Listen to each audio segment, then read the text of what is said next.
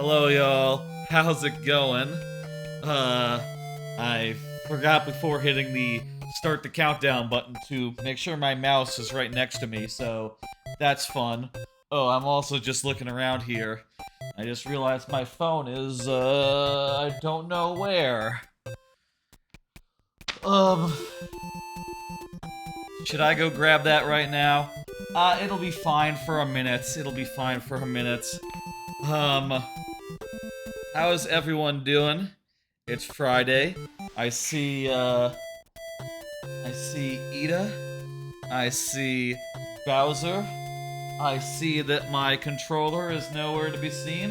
It's over there on the desk. That's not good. I should really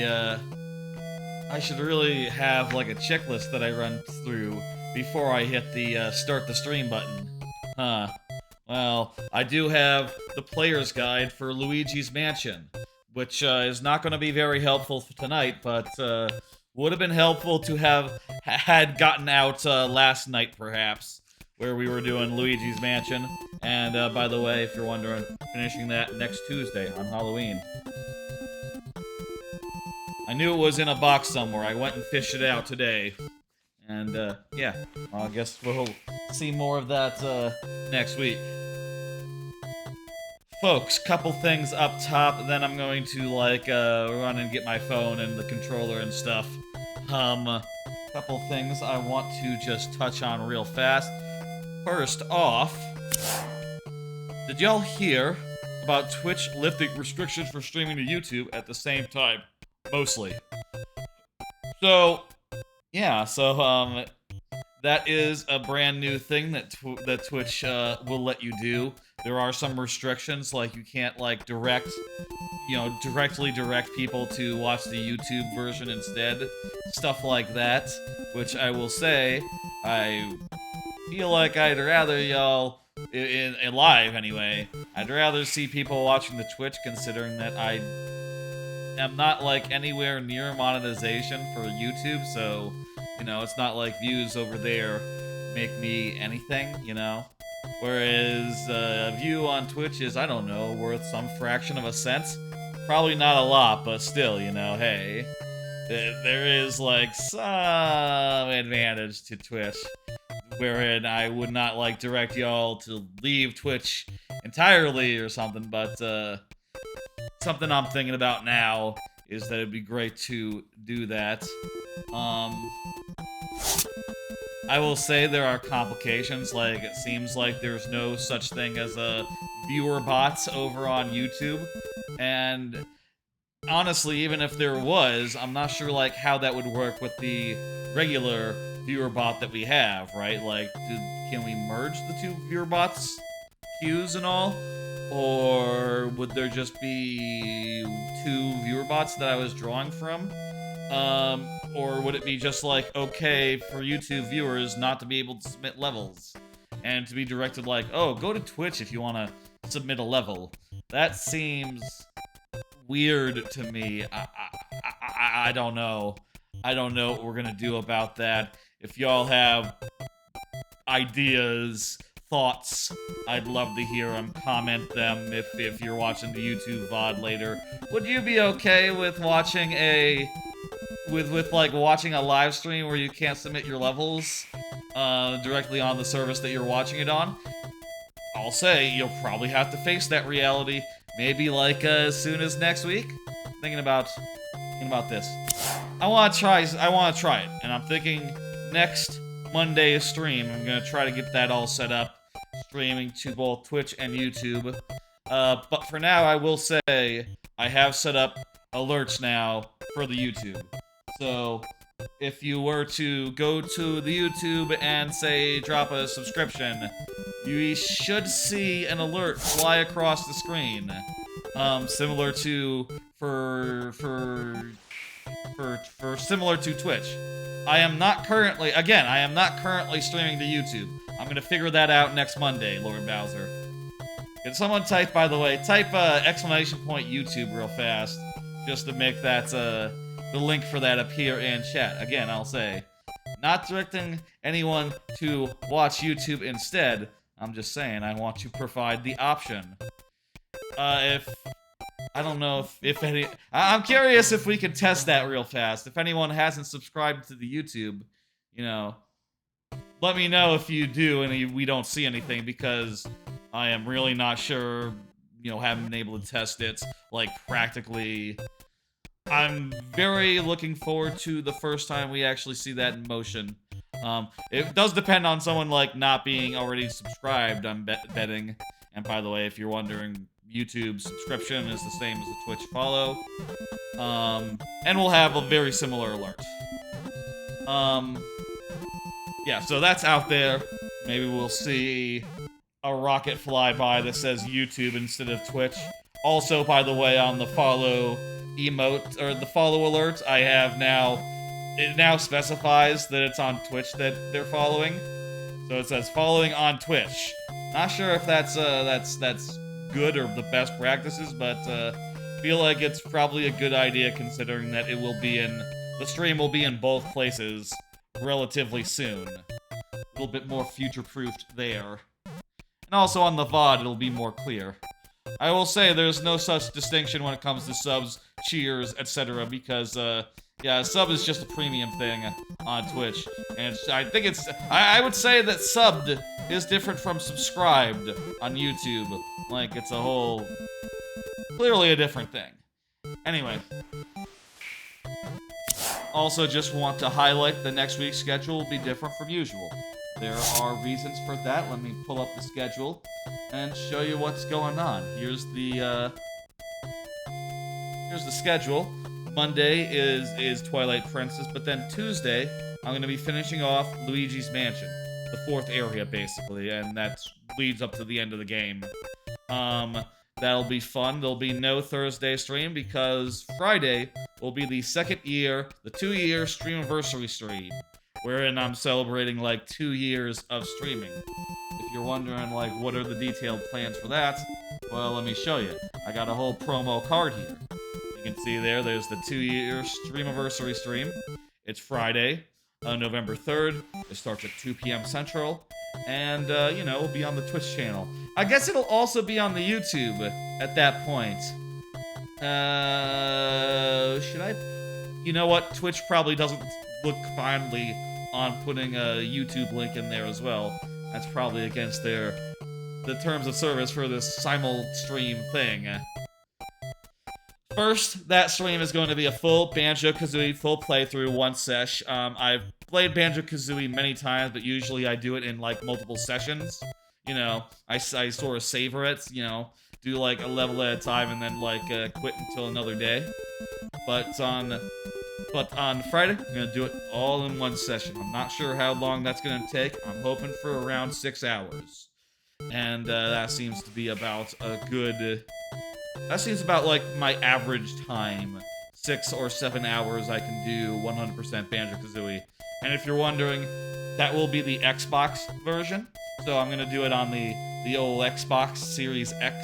So, not the N64 version. For that. Then, second will be viewer levels. There will be all lightning round, but also bonus heads for all. So everyone will get the free bonus heads during that there thing. Originally was thinking of putting that on, like, the incremental sub-goal deal, but I decided to instead make the sub-goal focus on adding segments and unlocking additional streams, which I think is kind of more fun, and giving out the bonus heads just feels like a fun thing to do. For those sub-goals, I noticed that WarioWare Move It came out the same day as this stream, so I decided, oh shit, well, you know what, 5 subs adds, like, a segment where I try it out for the first time. And I'll say also, of the 10 sub, 30 minutes of a single microgame, originally I was thinking just WarioWare regular, like for the Game Boy. But I will say, if I have it unlocked, we absolutely can do it a Move It minigame.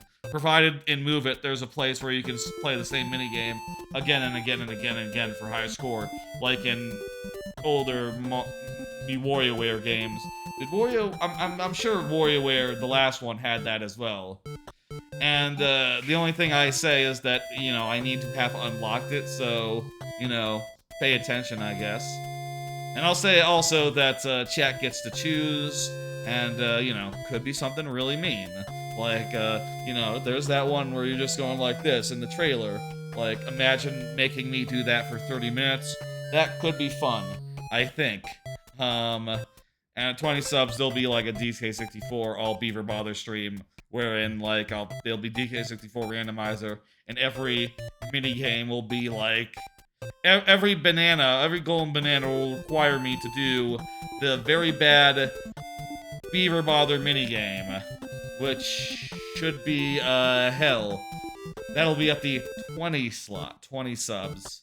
And I'll say, by the way, the sub goal, I have started the sub goal for this, so any subs donate or subscribed, any Twitch subs made from here to there will count towards that goal.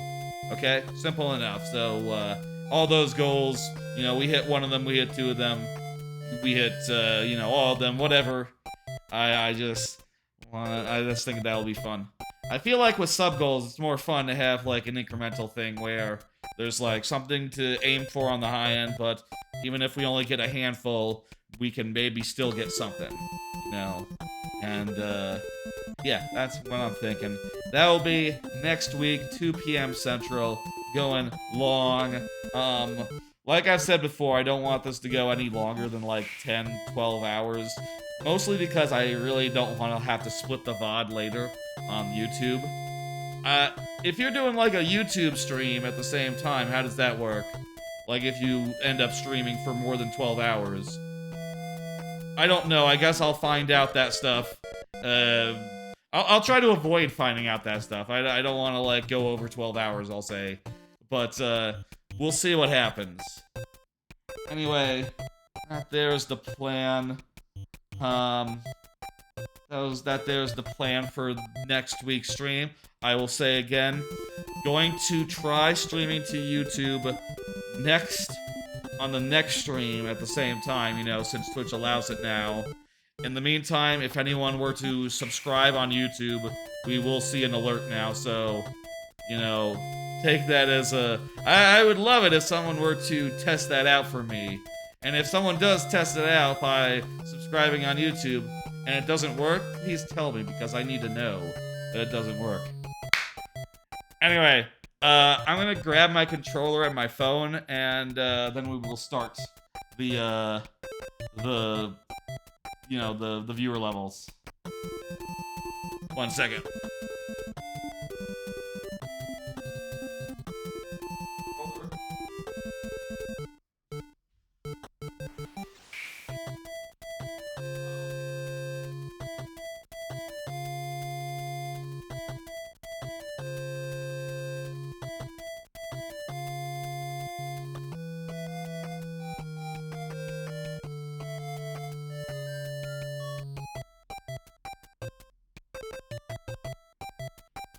Okay.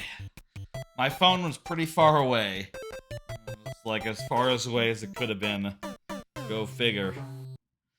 Hey Moyako. Hey Carapino. How you doing? How's everybody doing? Hope everyone's doing lovely today. Let's begin. I have my controller, I have my phone, I have everything I should have had in the first place. You know, I'll say, like, I haven't, made much progress with my level in the last week, been pretty busy with stuff. I will say I did noodle around with a bit of stuff. One idea that I have here is that maybe as you're passing under icicles, they could, like, drop enemies onto the stage. I tried it, and it seems a little awkward when the icicles reappear. But don't mind, not every idea is perfect.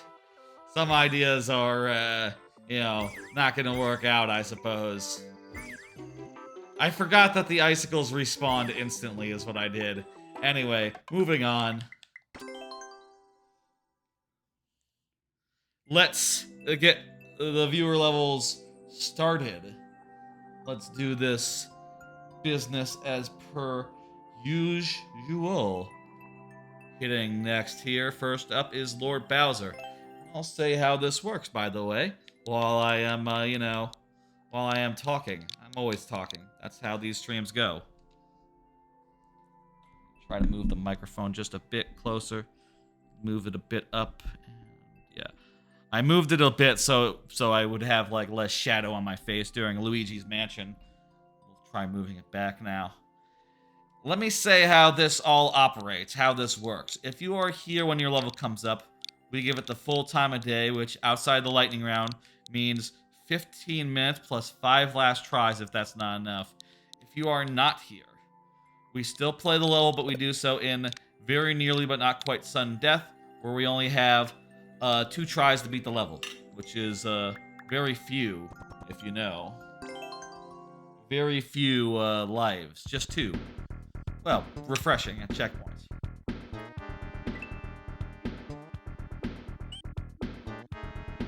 We're near the end of this super world.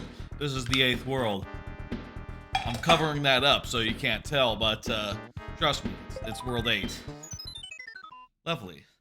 Lord Bowser is here, by the way. Let's go. Let's do it. Whew. Hope y'all have had a good day. I've had a fairly good day myself, you know, hey. Can't complain. It is a lava level, that's right, Lord Bowser, say what you see. Oh, that's pretty cool. These potobos are like picking up the platform. Well, that's really neat. I think it's a great little illusion that the guys are actually doing the thing. Oh no! That snake level you made was so terrible you took it down, Lord Bowser? Dang, too bad.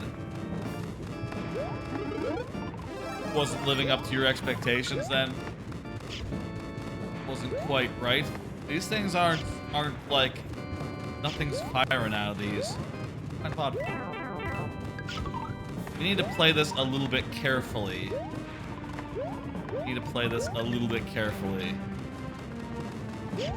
Or else we're just gonna get blindsided by an enemy. How about I pull a card and talk about what's on it? I have a number of cards tonight. First off, hey, I started Alan Wake 2. Oh no! Brand new video game. Out today. Decided to go ahead and pick it up and have started in on it today. Not last night, you know, like I said, last night was Luigi's Mansion, but you know, I bought it after that stream ended, got it downloaded overnight, and you know, this morning I played maybe 2 chapters worth of it. It's pretty good so far. The plot is really interesting, the way that you know, if you don't know Alan Wake, the original game is about a guy who, like, he's a novelist and he ends up in a like world of his own making, where like the story that he wrote starts coming true, and he's picking up pages from his manuscript and they're describing what's going on, and it's kind of like weird and surreal and like sort of, you know, horror-y. Anyway, apparently that last game ended with Alan Wake trapped in the dark realm, the dark zone, dark place, which is similar to Stranger Things is upside down, but of course it's worth noting that it is worth noting that Alan Wake did it first, since Alan Wake came out before Stranger Things Season 1. The first one did, which, geez, I guess that's how, you know, how long ago that game was. Hello, Turkatron, how you doing? Kind of funny in retrospect to think like, oh wow, there's been like 4 seasons of that, and here it is, the second Alan Wake game, and it almost feels like it's riffing on Stranger Things at this point a little bit. Have this like alternate dimension realm thing going on. Fuck! Wow. That was fucked up. Anyway, I'll say, like, the premise so far is that like there's like a serial killer on the loose and some FBI guys coming to town looking for answers, and it's kind of interesting to play that sort of serial killer, like FBI federal agent coming into town type situation from the perspective of the, you know, oncoming detective. It's very like, you know, X-Files, what, Twin Peaks? It's very Twin Peaks. It's very like, y'all know, Deadly Premonition?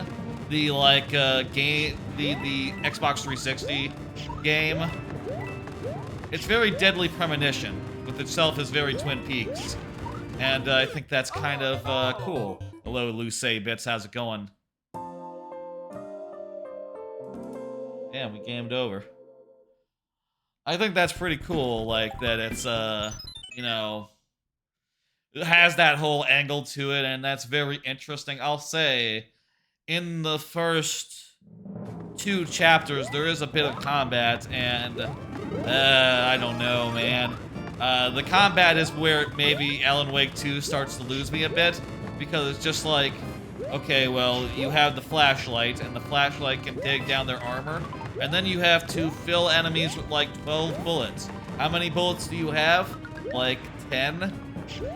There was an enemy in there that took like 30 bullets, and I only had like 10 bullets at a time. I say 30, it was maybe more like 50. I don't know what the fuck. Like, is that just how all survival horror is? I don't know. I do feel like a thing with this versus like Control is that Control, it wasn't just intriguing, it was also a lot of fun to play. You know what I mean? That's like my one worry so far, which is just like, you know, I really enjoy Control, the atmosphere, the way it felt. But like this has the atmosphere, but not so much the and the storytelling, but not so much the like the pure game feel of it. I guess I'm hoping that it gets a lot more fun to play. And also, I'll say in the first 2 chapters, I got lost a lot. Like it's very hard to navigate the forest in Alan Wake 2.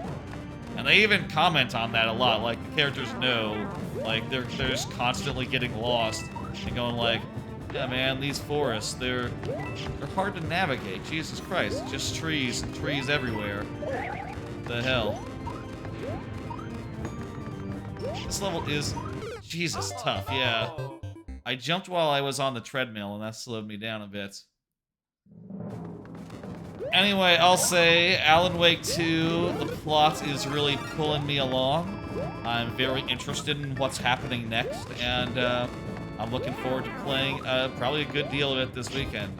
I hope to get to the point where it's like, feels like it's fully opened up and fallen into a, like, you know, a pattern, a rhythm.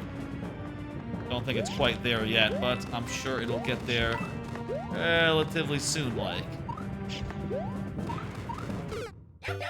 Jesus.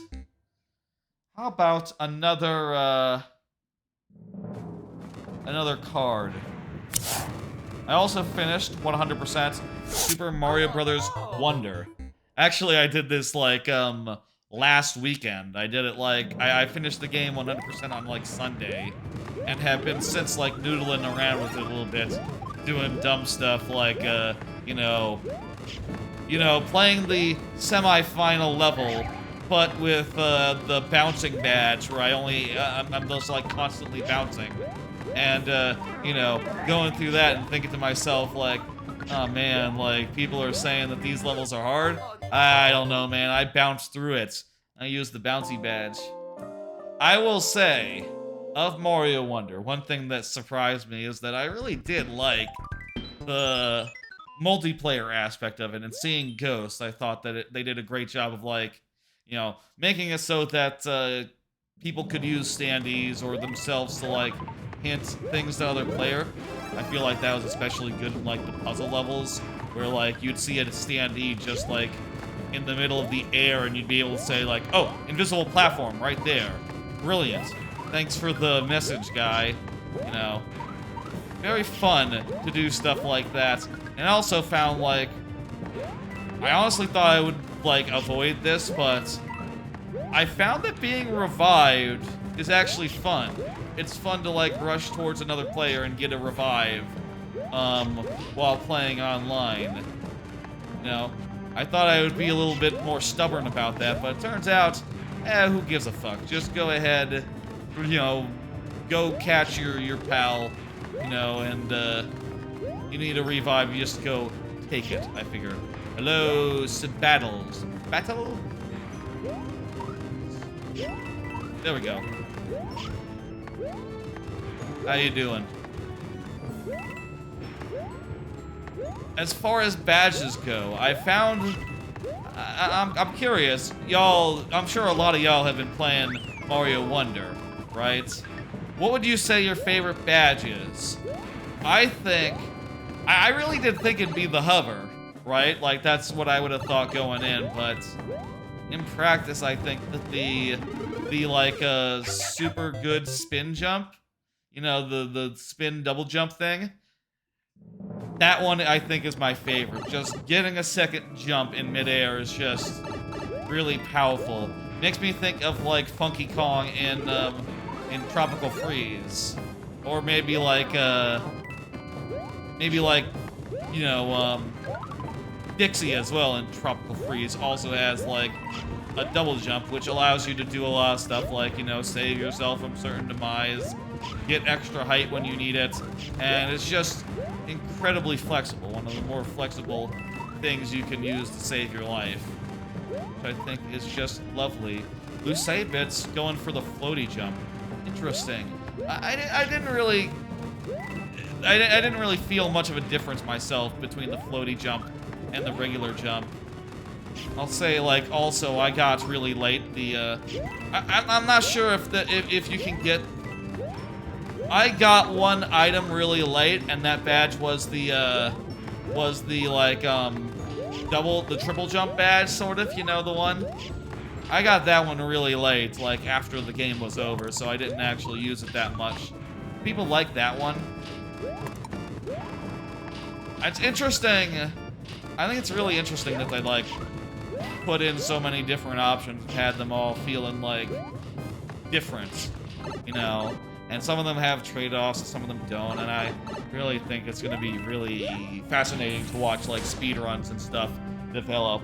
I saw, like, a speedrun of, like, one of the levels that, where you hit a block and mixed platforms appear, and it turns out with some specific badges and some technical execution, you can get through that level without hitting those blocks, without making the blocks appear, using the running, the you can't stop running badge. Which I'll say, I think the can't stop running badge is really cool. I really love how you can, like, jump after leaving the ground for, like, a second. Like, that just makes it so it's a really fun, like, variant of the regular gameplay. I wish there were more opportunities to make good use of that silly badge. You're playing Mario Party 3? That's nice. I love Mario Party 3. I'm glad it came out on N64 Online. Honestly, you're so fascinating with how useful every badge is. Yeah, they did a really good job. I really like everything they achieved there. Thank you for the level. Next one up is Ida. Ida is up next. Ida just chatted. Very good. You're good for it, Ida. I know you're Mario Partying. You're playing multiplayer then, or just like with yourself? You know, maybe story mode or something. You gotta unlock Waluigi Island, you know. It's good to unlock Waluigi Island.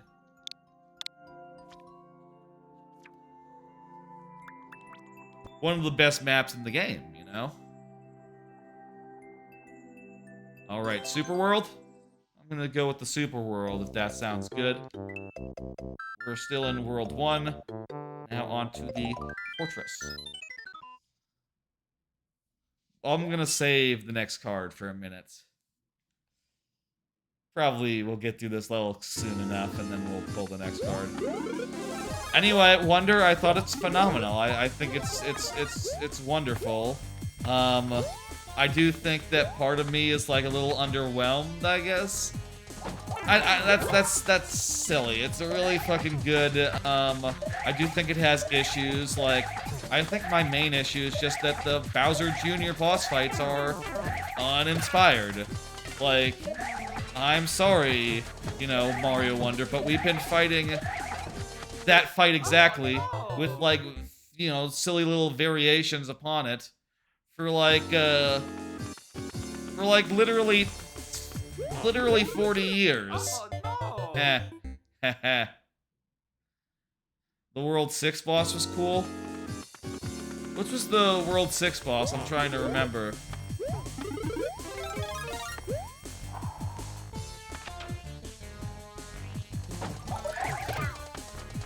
Like, you know, this one in Mario Maker. And also, I feel like the other thing is that, like, you know, playing Mario Maker so often, I see a lot of bosses that are just like the Bowser Jr. fights. In fact, I would go so far as to say, like, some of my viewers put together more inspired Koopaling fights than Mario Wonder has with Bowser Jr. Even with a silly Wonder effect, you know?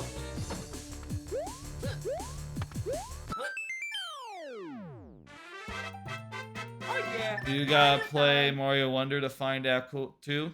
Have you not?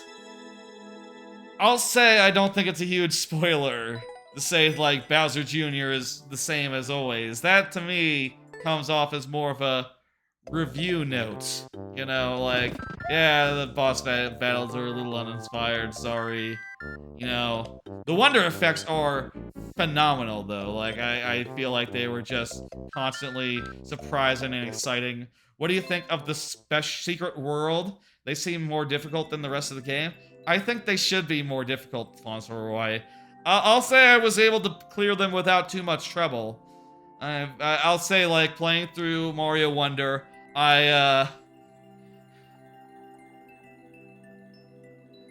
playing through Mario Wonder, I didn't game over once, not at any point. I didn't see, like, any, game over screen and still haven't.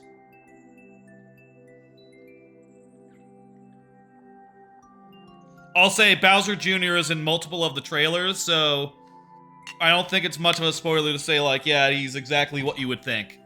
The fight is exactly the same as it always is. They should come up with a new boss fight for that. You know, I think it's a damn shame that, like, the boss fights aren't, like, half as creative as the Wonder effects throughout the game.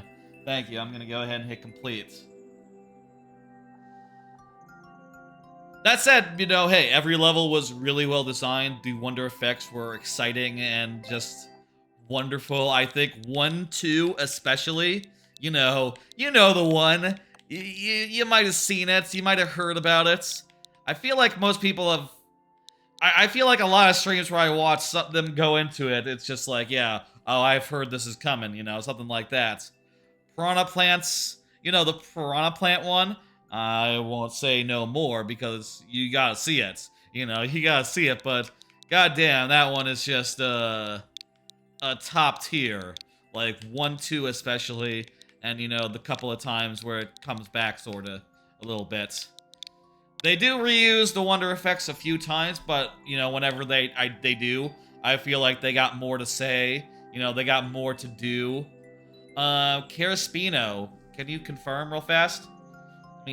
Oh, right, I can't at Karasuna because the Twitch app on the phone is busted right now. And I looked up on Reddit, by the way. Turns out, yeah, like, everyone's having this problem right now. It's a known issue. As a streamer, you can't chat on your own chat on the phone right now.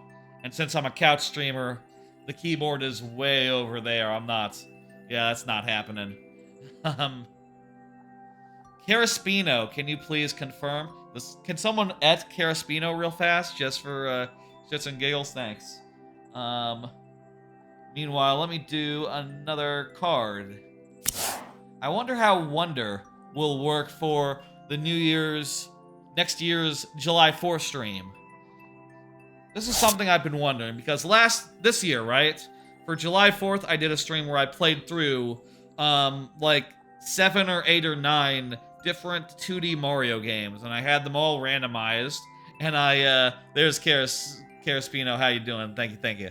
I had them all randomized, and whenever they came out, I used as many shortcuts as I could, as were in each game, to, like, get to the end as fast as possible and, you know, move on to the next one. And we got through like 7 or 8 or 9 of them. And I've said like next year, I'd love to go back, finish the ones that weren't pulled, and also, you know, add on Yoshi's Island and Mario Wonder.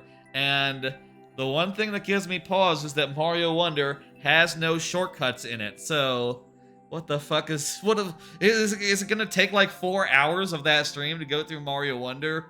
I worry what happens if I pull it like at the 10-hour mark, you know?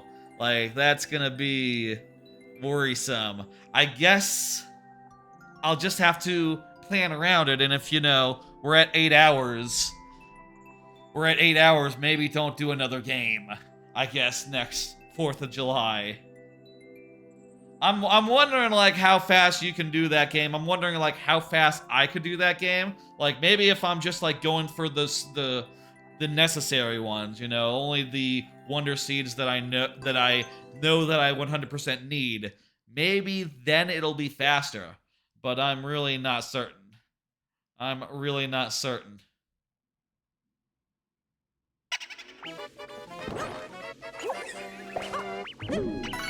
Cool, this is a nice one. Whoop! I need to set the timer. Hard but possible is what Caraspino says about this one. That's nice. Pretty cool. Wall jumping and such. The vertical pipe is what's gonna give me the most trouble, it seems. Also, we have 50 seconds. Is that a tight timer? No, there's like... I think clear check time is like 8 seconds, Whoop. Okay, we gotta throw it at that point. We're getting through. I have my worries about the length of that game. Just... how's that gonna work? Maybe we should make it so... Is there some version of that stream where we just start with Wonder? Just as a rule? I don't know. It feels more fun if it's all just random. And we get it if we get it. And maybe we could make a rule and say, like, okay, well, if we get Wonder and it's like, you know, at this time of night, we call an audible and save it to the next year. You know. I do think it's more cool if it's like, you know, if it's just, we have to obey whatever happens, you know? I think that's more cool in general. Into another card. By the way, I'll say again for those who are joining now, my plan is, because I mentioned earlier that that like Twitch now allows streaming to YouTube. I'm going to start doing YouTube streams in the relative, doing like YouTube streams. These streams will also be streamed to YouTube in the relatively near future. There's 2 things I don't know yet. One of them is I really don't know how it's gonna work with viewer levels, with like the bot situation. And the other thing I'll say is more of a positive thing, which is that there are now alerts for YouTube subscriptions. So if anyone were to, you know, subscribe on YouTube right now, we should see an alert. If anyone wants to do me a solid and, like, you know, hit that subscribe button right now while I am live, that would be really helpful. But, you know, I wouldn't force anyone to do it. That'd be silly. There must be a way that I can test that out and see that it's working. Oh, subbed? Where's the alert? Something's not right there. God damn it. Thank you, Fauntleroy. Something's not right with that alert then. I'll have to look into it on my free time. Thanks for helping me give that a dry run. Too bad. Too bad. Maybe it's slow. Maybe we'll see it in like 5 minutes. That can happen sometime with stream elements. Maybe it's just very slow. Well, I guess we'll see. If If a YouTube notification shows up, we should hear it, and then we should see it. Also, I made the rocket a little lower than the regular rocket, just in case someone were to follow and subscribe at the exact same time. Which seems like a silly thing to, you know, account for, but, you know, the stream alerts isn't smart enough to know, like, don't do one while the other is playing. That's a thought. Maybe. I think it should activate regardless if I'm streaming, because I think in the past I've seen alerts come in while after the stream was over. You know, if someone, like, follows off a raid or something. But I guess that's of Twitch. That's of Twitch. I'm not sure how that works with YouTube. Actually, I note that Team Kayla has had YouTube alerts before, and she's had them come up in the middle of Twitch streams and gone like, oh shit, that, okay, that alert's there now, cool. And she was surprised when that first happened, so I'm pretty sure it should pop up. Jump in the corner of that shell. Gotcha.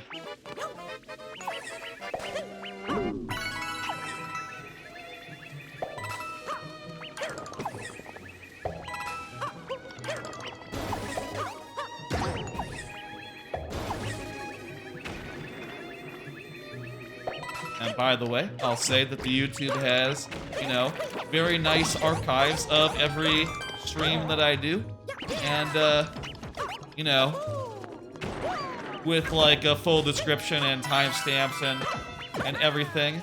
It's very nice. Oh, there we go. I don't know why I fell through the first time. Go figure.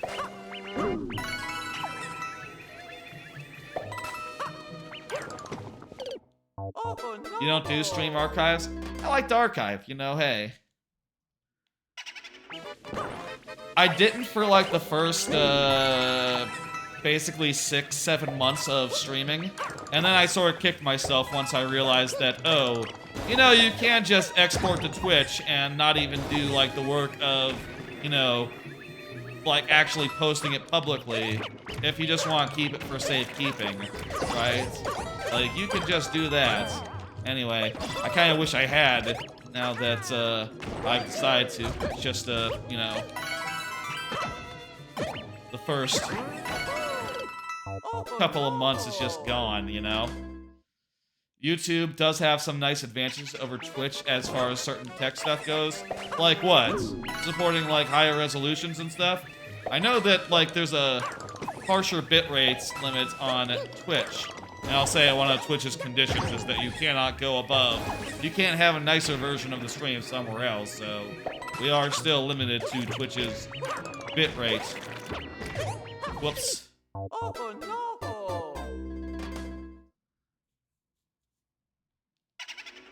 Have a good one, Lord Bowser. Thanks for stopping by. I understand you got your own business to attend. Everyone's so busy these days. You know. Can't blame anyone for, you know, having their own stream to attend to. It's a weird thing, you know. Streaming in general. But it's the important thing is that it's fun. Now, how come sometimes that doesn't... Okay, you know, relax. Have a good one, Lord Bowser. That's all I wanted to say.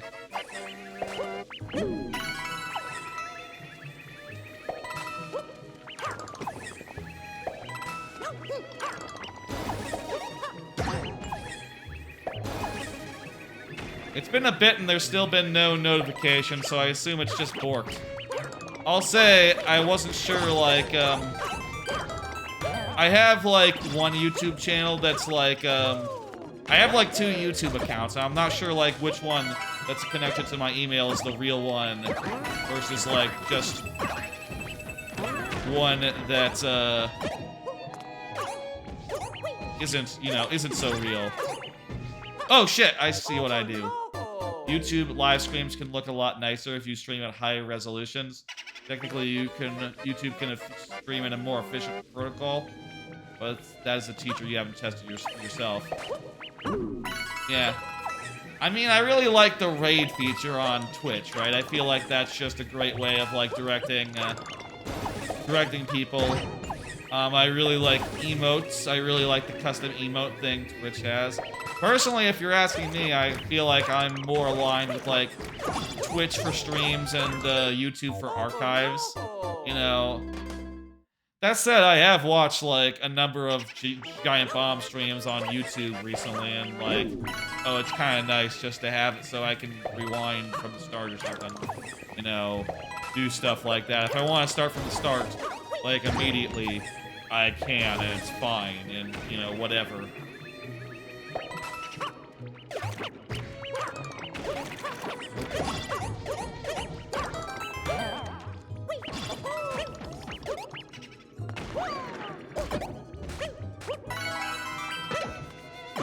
Again, the one thing I'm, like, really worried about is just, like, how weird is it gonna be if we're doing viewer levels and there's no way for YouTube viewers to submit. Oh no! You know, that's just gonna feel weird, right? I'm just not sure. That said, I think I'm just gonna pull the trigger next week and we're just gonna start doing it.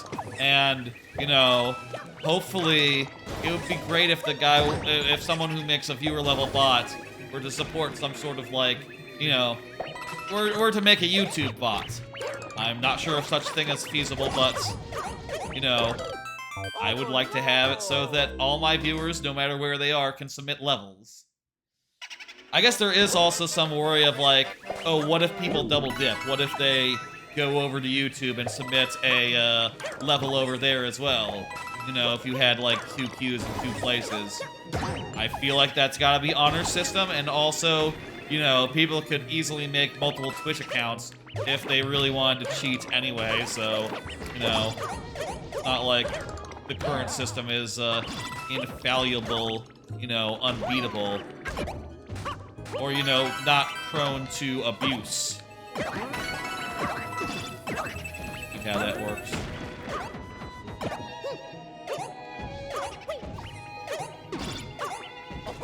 Damn it! Oh no! Leo Vader streams to YouTube and Twitch at the same time in both chats. Have a bot that keeps chat consistent between both.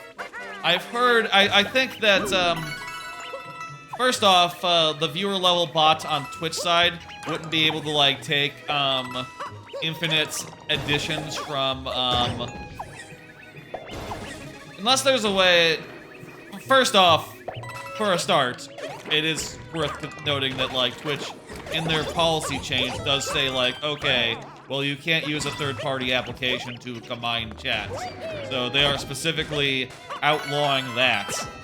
So, yeah, I'm not sure we can do that specifically.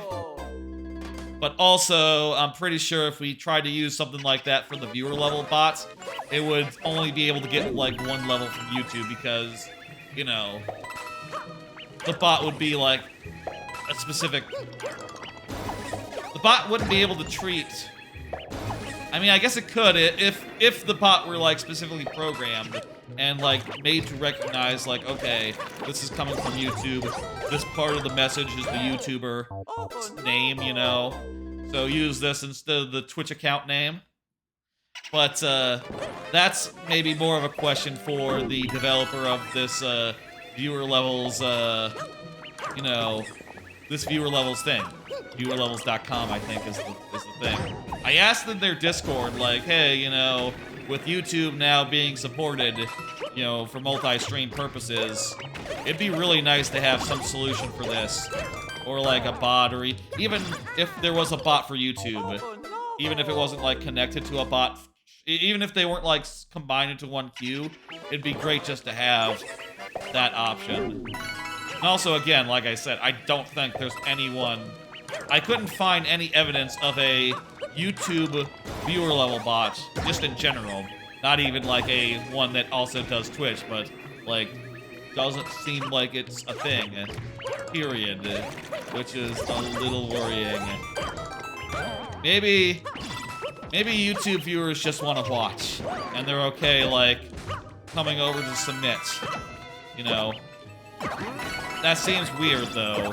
So, I would very much like it if I could figure that out, if something could be figured out before too long, because, like, yeah, it's gonna be weird. Hello, Paul, how's it going? I'm gonna pull another card. I've been playing Marvel's Spider-Man 2. Been playing Marvel's Spider-Man 2, you know, since I finished Wonder, been maybe spending more time on that this week, you know, up until Alan Wake came out today. Like I said, I've been playing that today, but I've gotten pretty damn far, having, you know, been able to work my way through a lot of those missions, and I'll say, Jesus Christ, all those missions in that game. There are missions in that game that feel like they're 3 hours long. They're probably more like 1 hour long, but still, man, it's just like they're never ending, some of those missions. And I'll say, I've been really enjoying where the story is going. The story's been pretty good.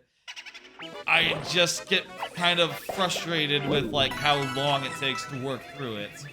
You know, with how long it takes to, like, just like, okay, well, we're doing this boss fight. No, there's another phase to this boss fight. And then there's another phase to this boss fight. And then here's another boss fight. And then here's another boss fight.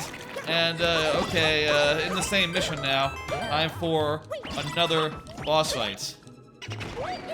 There's also the stuff like the Mary Jane missions that are still in the game, which I'll say, they did make a little bit more tolerable by making them a little more action-y. I still think they're bad in general. You know, I still don't love them. Oh no! But, yeah, it's...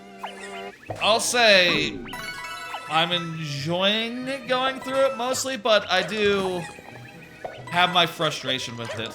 I feel like the missions are just really long. There's stuff that, like, really... It feels like it's a game that wants to be 40 hours long, and I don't know. I guess I'd rather have a 6-hour game like Mario Wonder, or like, you know, 10-hour game, however long it is, who knows, I didn't time myself, that is, like, full of original ideas versus, like, fighting the same fights and doing side stuff that is, you know, pretty not Spider-Man, not like the best Spider-Man stuff. Again and again and again and again. Was that the first life? I didn't miss a life, did I? You're good, says Turgatron. I'm trying, man.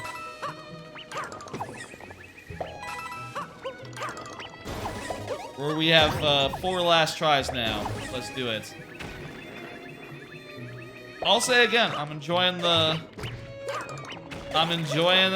story a lot. I think it's going in great directions, and, you know, the Venom stuff especially has just been very nice. I don't think it's as good as Spider-Man 3, you know, where Peter Parker, like, danced like a dick. Like, more of that would have been appreciated, I think. You know, I would have loved if... I want to see someone dance like a ding-dong in this game and just be like a real emo motherfucker. Like, that was good in Spider-Man 3 the movie. You know what I mean? I want that in my open world game. I want to play that sort of, like, weirdo asshole. That to me is fun.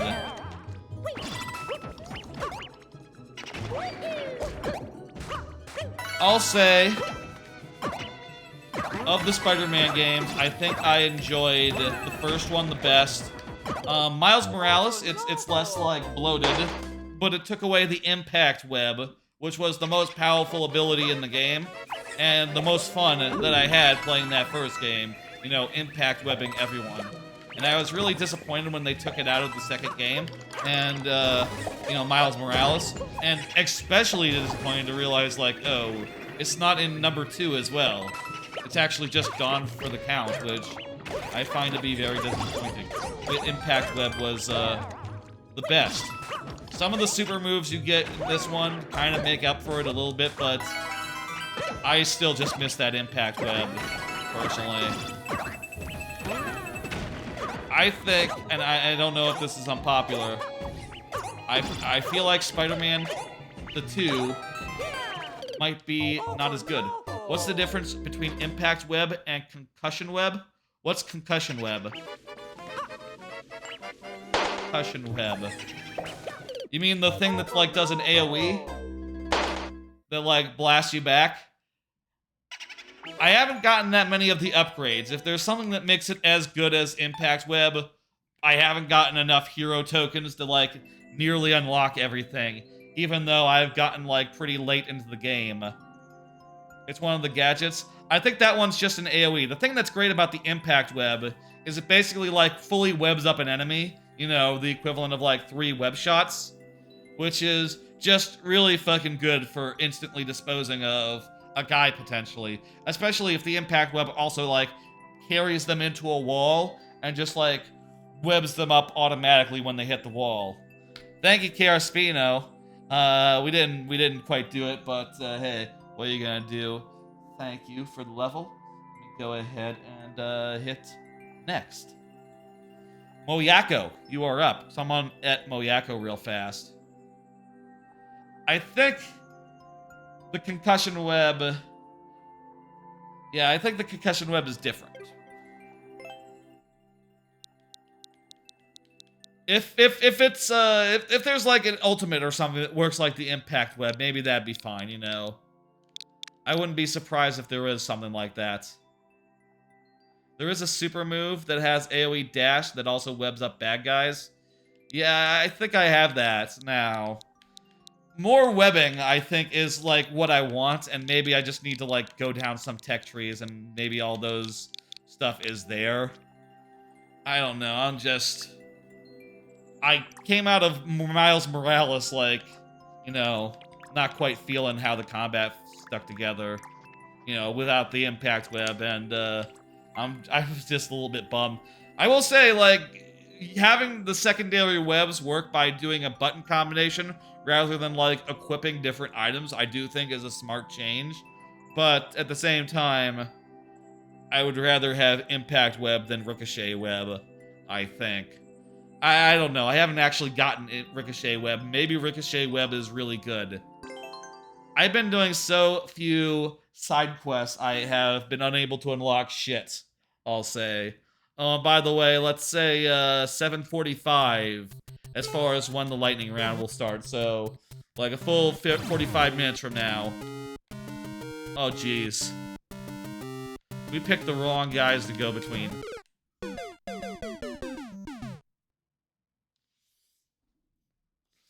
I also want to say, this card, looking back on not enjoying games on stream, I just want to say, you know, I was thinking about this today, recently. Crap, there we go. As I was recently what I've been doing, I've been trying to, like, clip up all the old streams as I've been going along. And I'm still, like, 2 months behind, and as a result, just clipped up the Starfield stream, which I really didn't like as well. And it kind of making me think about the Spider-Man stream as well, where a lot of that stream is me ho-humming and going like, oh man, a cutscene, oh, it's another, this is just like a quick time event real fast, okay, you know, just wanting the game to open up, you know, and spending a lot of time just like sort of stewing on that. I just want to say, like, you know, I do worry a little bit, like, being a grouch a little bit on stream, you know, because I don't want to come off like I'm, you know, I'll say this, you know, I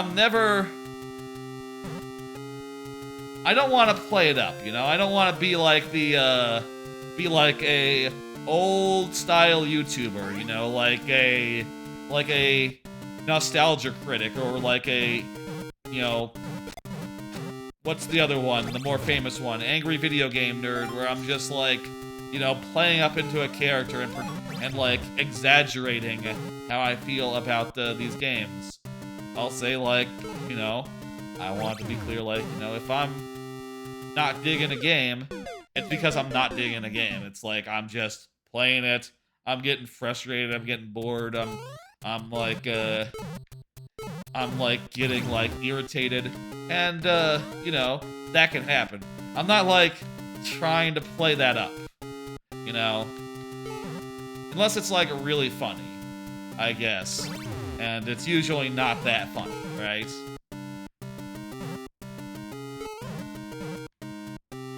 I don't know. Sometimes when I'm playing some games that are just like bouncing off me, I wonder like, how would anyone enjoy this?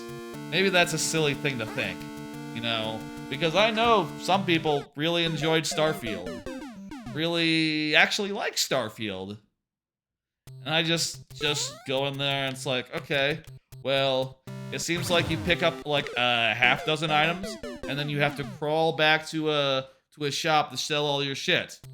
And then you barely have enough capacity to, like, go back out and grab a couple more things before you're crawling back one more time. You know? And everything is just kind of empty and uninspired and, like, yeah, I don't know. If there's good shit out there, I'd get and find it. You know, in the couple hours I spent with that game.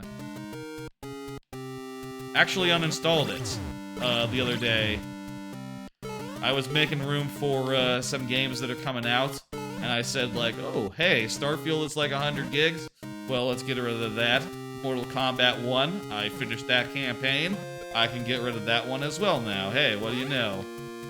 Free up some space on my Xbox. Get ready for Persona 5 Tactica.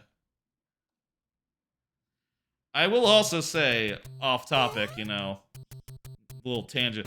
All streams are full of tangents on this channel. Even ones that are unplanned tangents. I will say, I did see that Persona 5 Royale is leaving Game Pass this month, apparently. So if you've been like playing through it, fucking marathon it right now. However many hours you got left, it's gonna be for money in like 2 days or 3 days or, you know, next Tuesday. Hope you don't have that much of it. Probably, you know, it'd be pretty unusual to find yourself in that particular situation unexpectedly, right?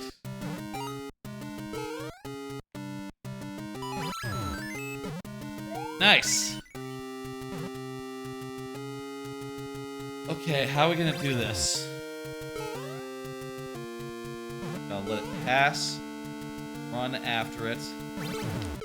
Fuck! Okay, I see how this works. Let me do another card. Hope y'all get that, you know.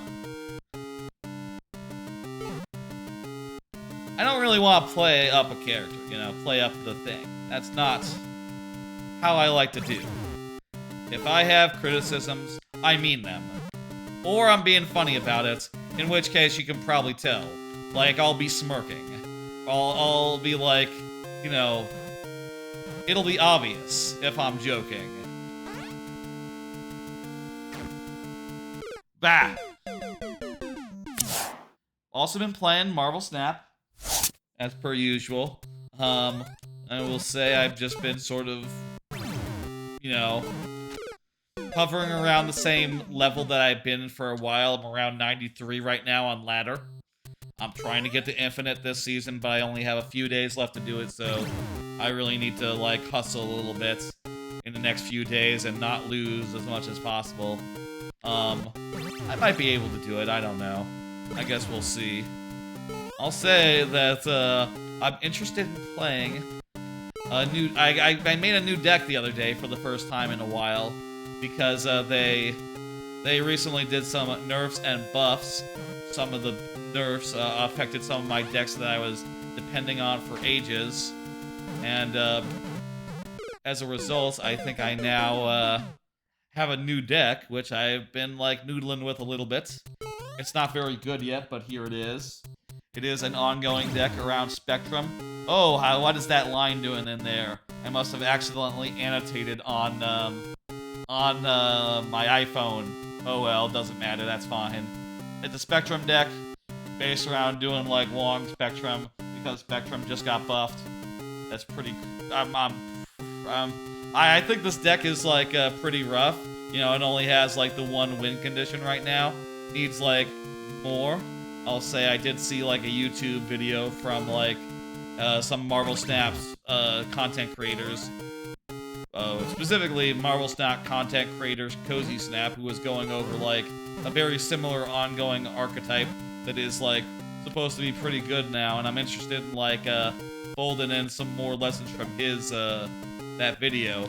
You know, more negative cards, making it more of a, you know, making it more of a negative power deck, a Luke Cage deck, I think maybe is the direction to take it in. Damn it. Hello, Shock Pikachu. How you doing? I think taking it in a more, like, negative direction is correct. You know, negative power infliction direction would make sense. The one thing I'm unsure about that apparently they say is really good, I think I want to cut the like MMM, the Mobius M Mobius. People really say that card is great, but I don't know. Whenever I use it, I'm just consistently unimpressed by it. I should also put in Lizard, considering that, you know, it's a negative ongoing effect, but it is a negative effect that is negated by... It is a negative effect that is negated by the, by having Luke Cage in play, so it's actually not that bad as a card to run. Also, another ongoing card that's worth running is probably would be, you know, another one with a negative power, which is, what's her name? It's a card. The 4-drop that has 10 power and gives all your other cards -1 power. You have Luke Cage, that's just 10 power before. Which, you know, I hope to have Luke Cage. Anyway, definitely will be thinking about how to improve that deck this weekend. It'll probably be really good at a certain point, and then I hopefully can ride it to Infinite or something. I guess we'll see.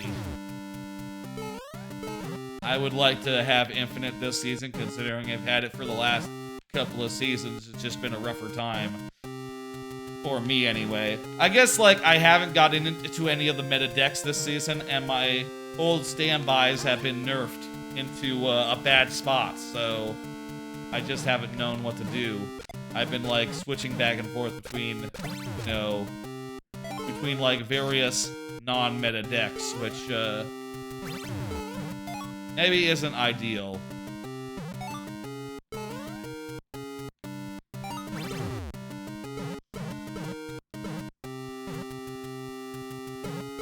I'll say, Marvel Snap, if you don't know, it's a very lovely, you know, collectible card game. Would recommend highly to anyone who likes that sort of game, made by, you know, developed by, like, the lead main guy on the team is Ben Brode, from formerly of Hearthstone fame.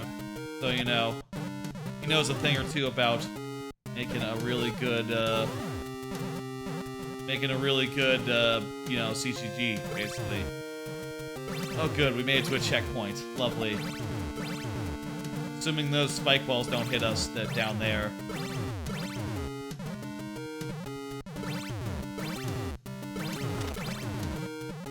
Ah.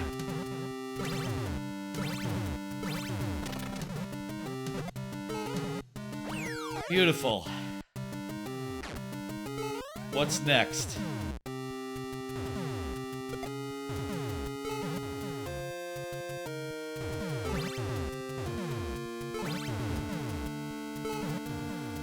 Okay, so this is a reset door.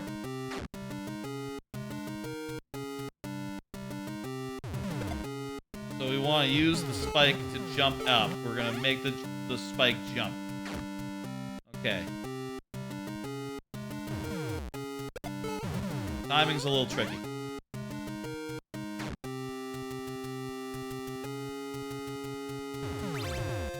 Go.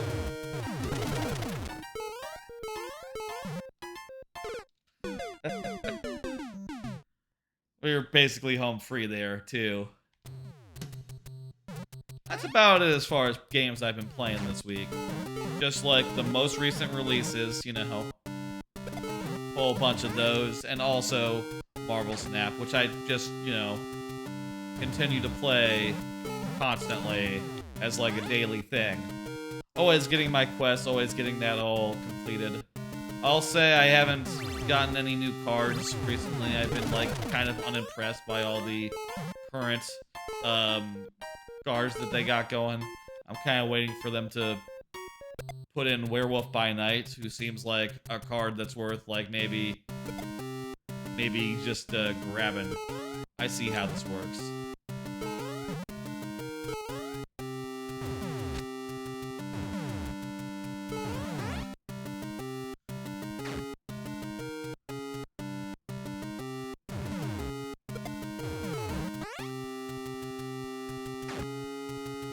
I got, you know, at this point, I'll say with the relatively new, like, card acquisition system, it's weird, because I've been falling into, like, more ruts, where I'm just, like, sitting on my points, my credits, just waiting for the right time to get a new card, rather than getting them, like, right away.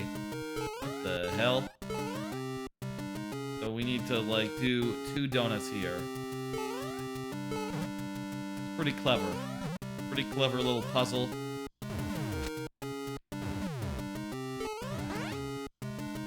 Let's do this.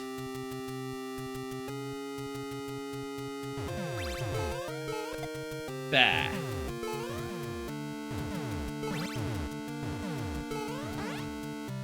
This time is the charm.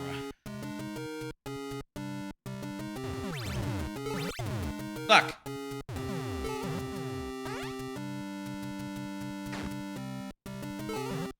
It's nice that there's new releases for a change. I feel like it's been a little dry recently. No? Just been waiting for Wonder, waiting for, you know... I mean, me personally, not so much waiting for Spider-Man, but waiting for something, and Spider-Man is something. You know? Waiting for Alan Wake, and I'm happy to have all these games to, like, chew through. Even though I'd rather some of them just get to the point already, you know? Just, you know... I would love it if Spider-Man was just, done after 10 hours, 12 hours or so. I feel like you don't need 100 hours of Spider-Man. It's gonna be you had to go through the... Oh, okay. I thought for a second it was going to be you had to go through the bricks or something. But now, here's the ending. Perfect.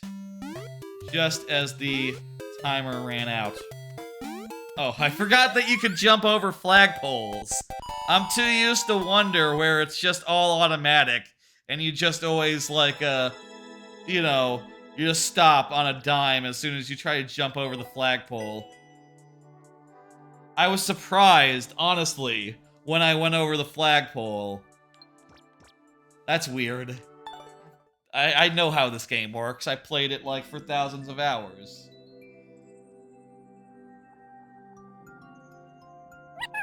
By the way, hello, Colin Chu? Colin Chu? How you doing? Thanks for the GG, and for the first time chat. I got some Pikmin thrown at me. That's fun. I love that when that happens. Oh, let's go ahead and hit complete, and then hit next. Look at that, isn't that fancy? Turkatron. Someone at Turkatron real fast. Turkatron said cool level, like in the middle of the last level. Should be still here, yeah? Turkatron, go ahead and confirm. You know the drill. Someone wants to et, I would, but Twitch chat on the phone is broken right now. For streamers at least. For streamers at least. Very nice.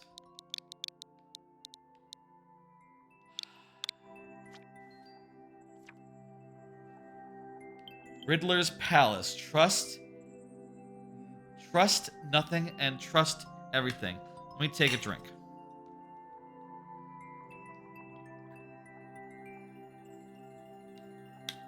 give Turkatron a second.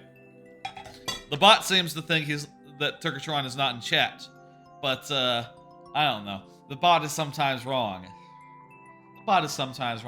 Quick card, real fast.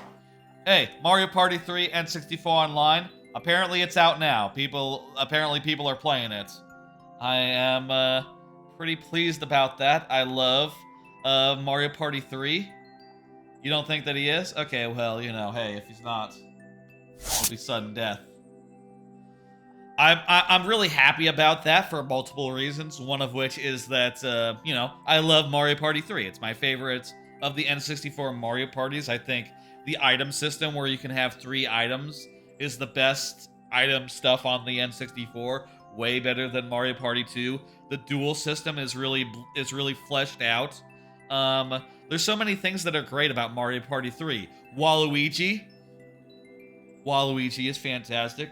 Also, I'll say, I've been planning my Extra Life stuff this year, and my plan has been to do all 8 Mario Parties from 1 to 8, and Mario Party 3, I wasn't sure how I was going to play it, considering that, you know, I don't own an N64, and, you know, I don't have, like, legal access to a copy of it, which, you know, I would have figured out a way, you know, wink, but, it's nice now knowing that I can just do it on the Switch, and it'll be fine, it'll be good. Also, by the way, to talk about those plans real fast, I have come up with a couple of goals for the for like that marathon. A goal that we can go for and just like I hope to get $500 total, and then I'll say like last year for last year's Extra Life we raised like $400 and something, so 500 is very possible based on last year's based on how last year went. Seems feasible to me. And I'll say, like, if we do double that, I'll get Mario Party 9, which, I'm pretty sure is a terrible game. And, you know, I'll play every board, basically, which is, I don't know, probably gonna be, like, multiple hours worth of that shit.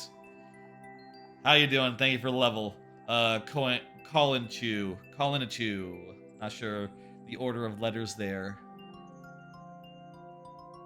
Anyway, that'll be a whole thing. That'll be middle of next month, end of next month, probably on the weekend. We'll see. I mean, if I'm still between gigs by that point, I might as well just do it in the middle of the week. But I don't know, maybe a weekend would be better for the folks at home, you know? More people can maybe watch on a Sunday. And I'll say again, probably might be multiple streams also. So maybe one stream on a Sunday and then another stream like on a subsequent day. We'll see what happens. That'll be fun.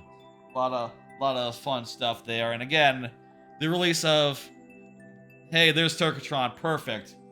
Good. Okay, it's good to stall sometimes. Turkatron is good for it. It's good to have an actual copy of it ready to go and ready to play. This is a troll level? No jump. Oh. Okay, I see what we're doing. If this had been sudden death, I would have just lost one of the 2 lives, like, right away. What? If this had been sudden death, it'd be over now, so good looking out. That you, you know.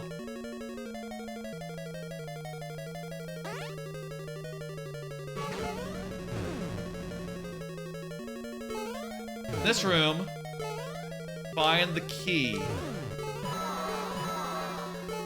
Okay, so one of these blocks has a key in it.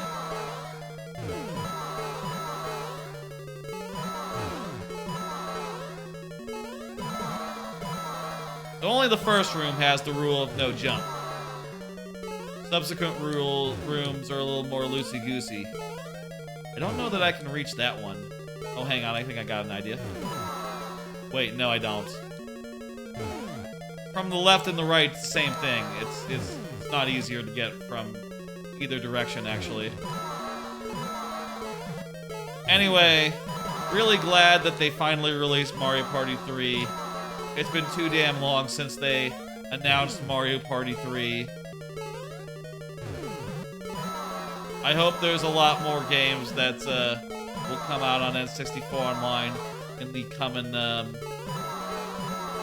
months, in the coming weeks. I would really love to see Banjo-Tooie in particular. And I'll say, when they do put out Banjo-Tooie, full playthrough of that, of the N64 version on N64 Online, will be a-coming. That'll be the plan.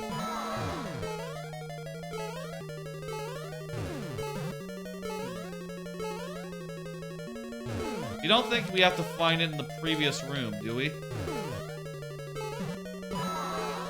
More and more, I'm thinking that might be a possibility. Wait, also I seem to have hit the block there from below. Ah, there we go. We're able to hit it. But, doesn't seem like it's here.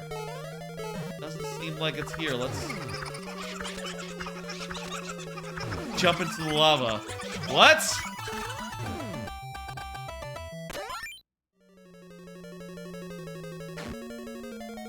Okay.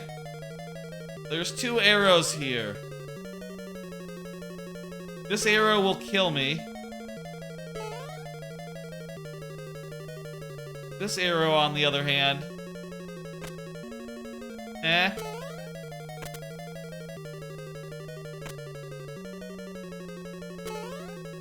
Don't understand. Yeah, I'll die if I fall down there. Yes, it's true.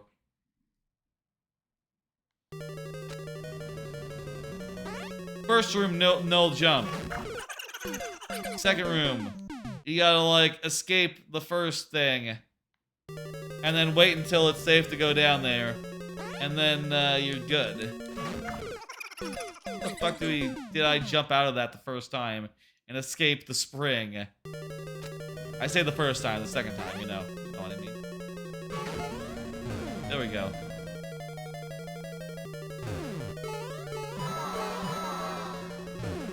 Is it safe now? Okay, good. Safe, like, pretty quickly.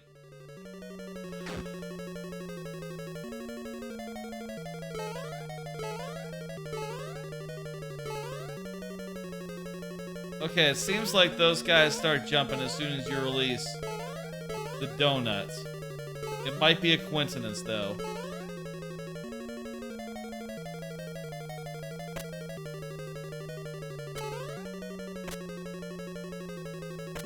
I do not understand what's up with this claw.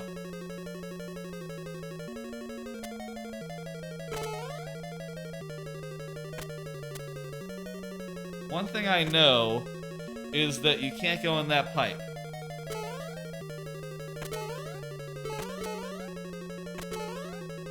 That much is true.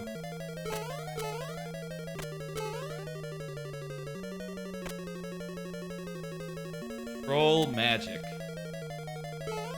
Yes. Accurate, Sorgatron.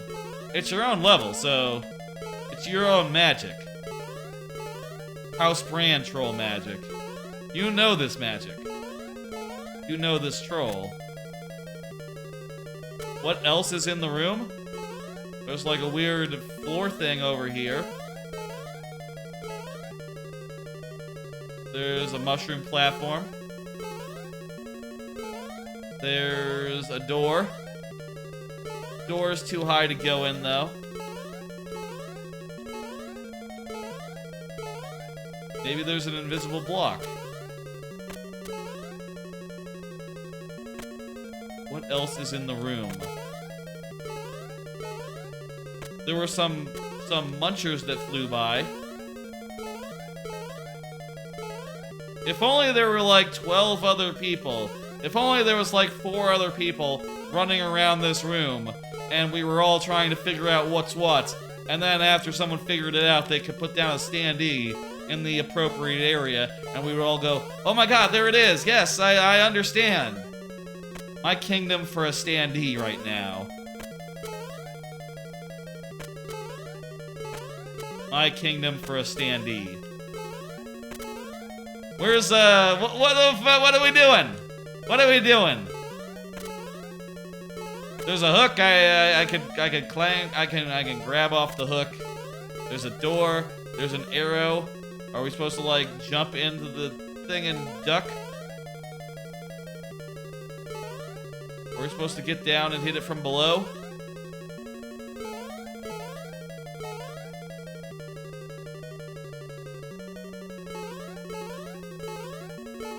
What else is in the room? There's bricks in the room. That's all I'm gonna tell you. There are some bricks, yes. What would be the importance of these bricks? Not a P-switch in this room.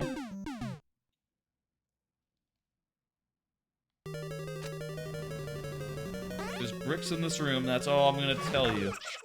What does that mean?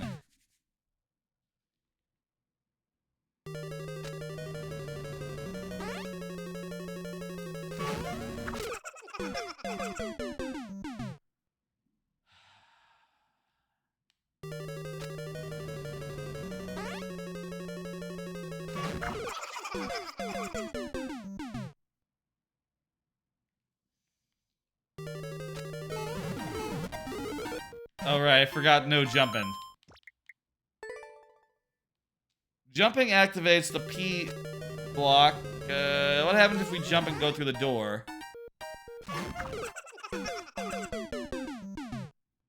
I think that might be the answer. We need to activate the P block here. And then, like, go through the door.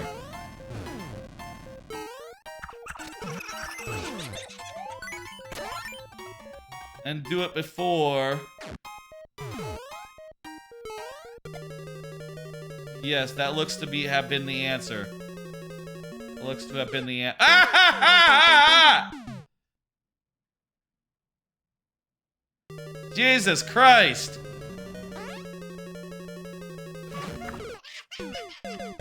You believe that?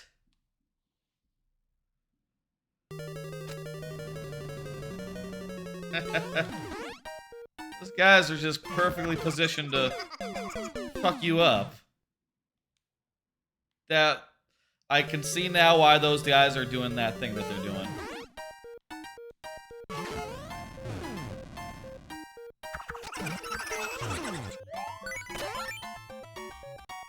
Okay.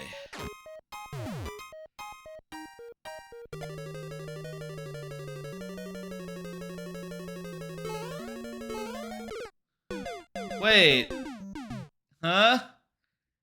Those guys are just, they cover the whole mushroom from when it appears to, like, when it disappears.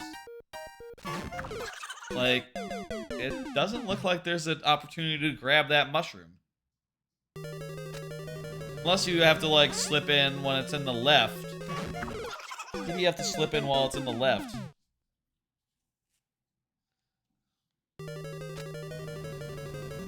That would make sense, I guess.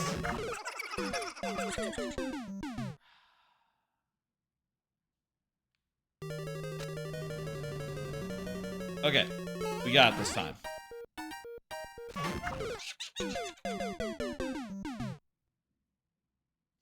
We don't. Card.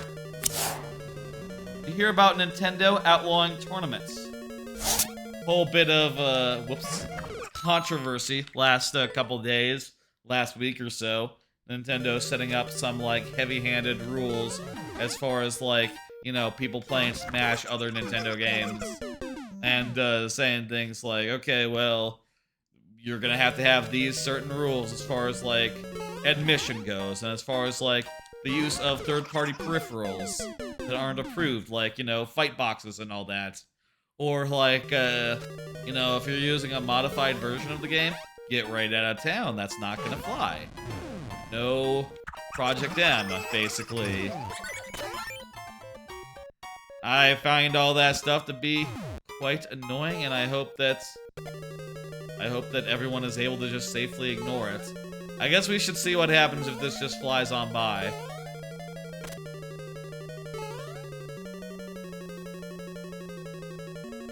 Oh, the hook was supposed to grab it. Because my ass was there, it didn't grab shit.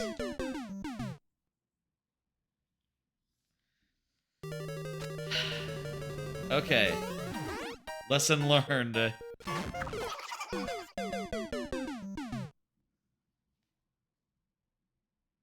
Anyway, I guess there's not much to say about that other than, like, I hope everyone just continues to ignore this, and that they're mostly fine. Like, I hope that Nintendo doesn't get weird and, like, try to shut down entire, like, communities for, you know, doing tournaments and doing other things. People like their Smash mods, and, you know, I think it's fun to let them do whatever they want. That said, of course, there are plenty of, like, you know, not Smash games that are Smash-like that you can play. Oh, weird. It didn't go off while I jumped under that block.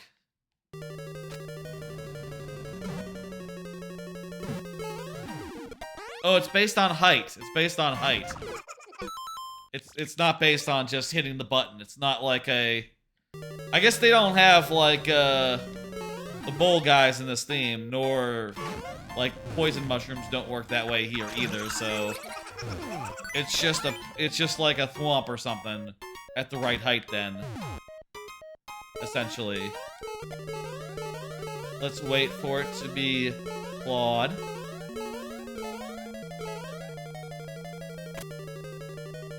That is a clever setup to make that work.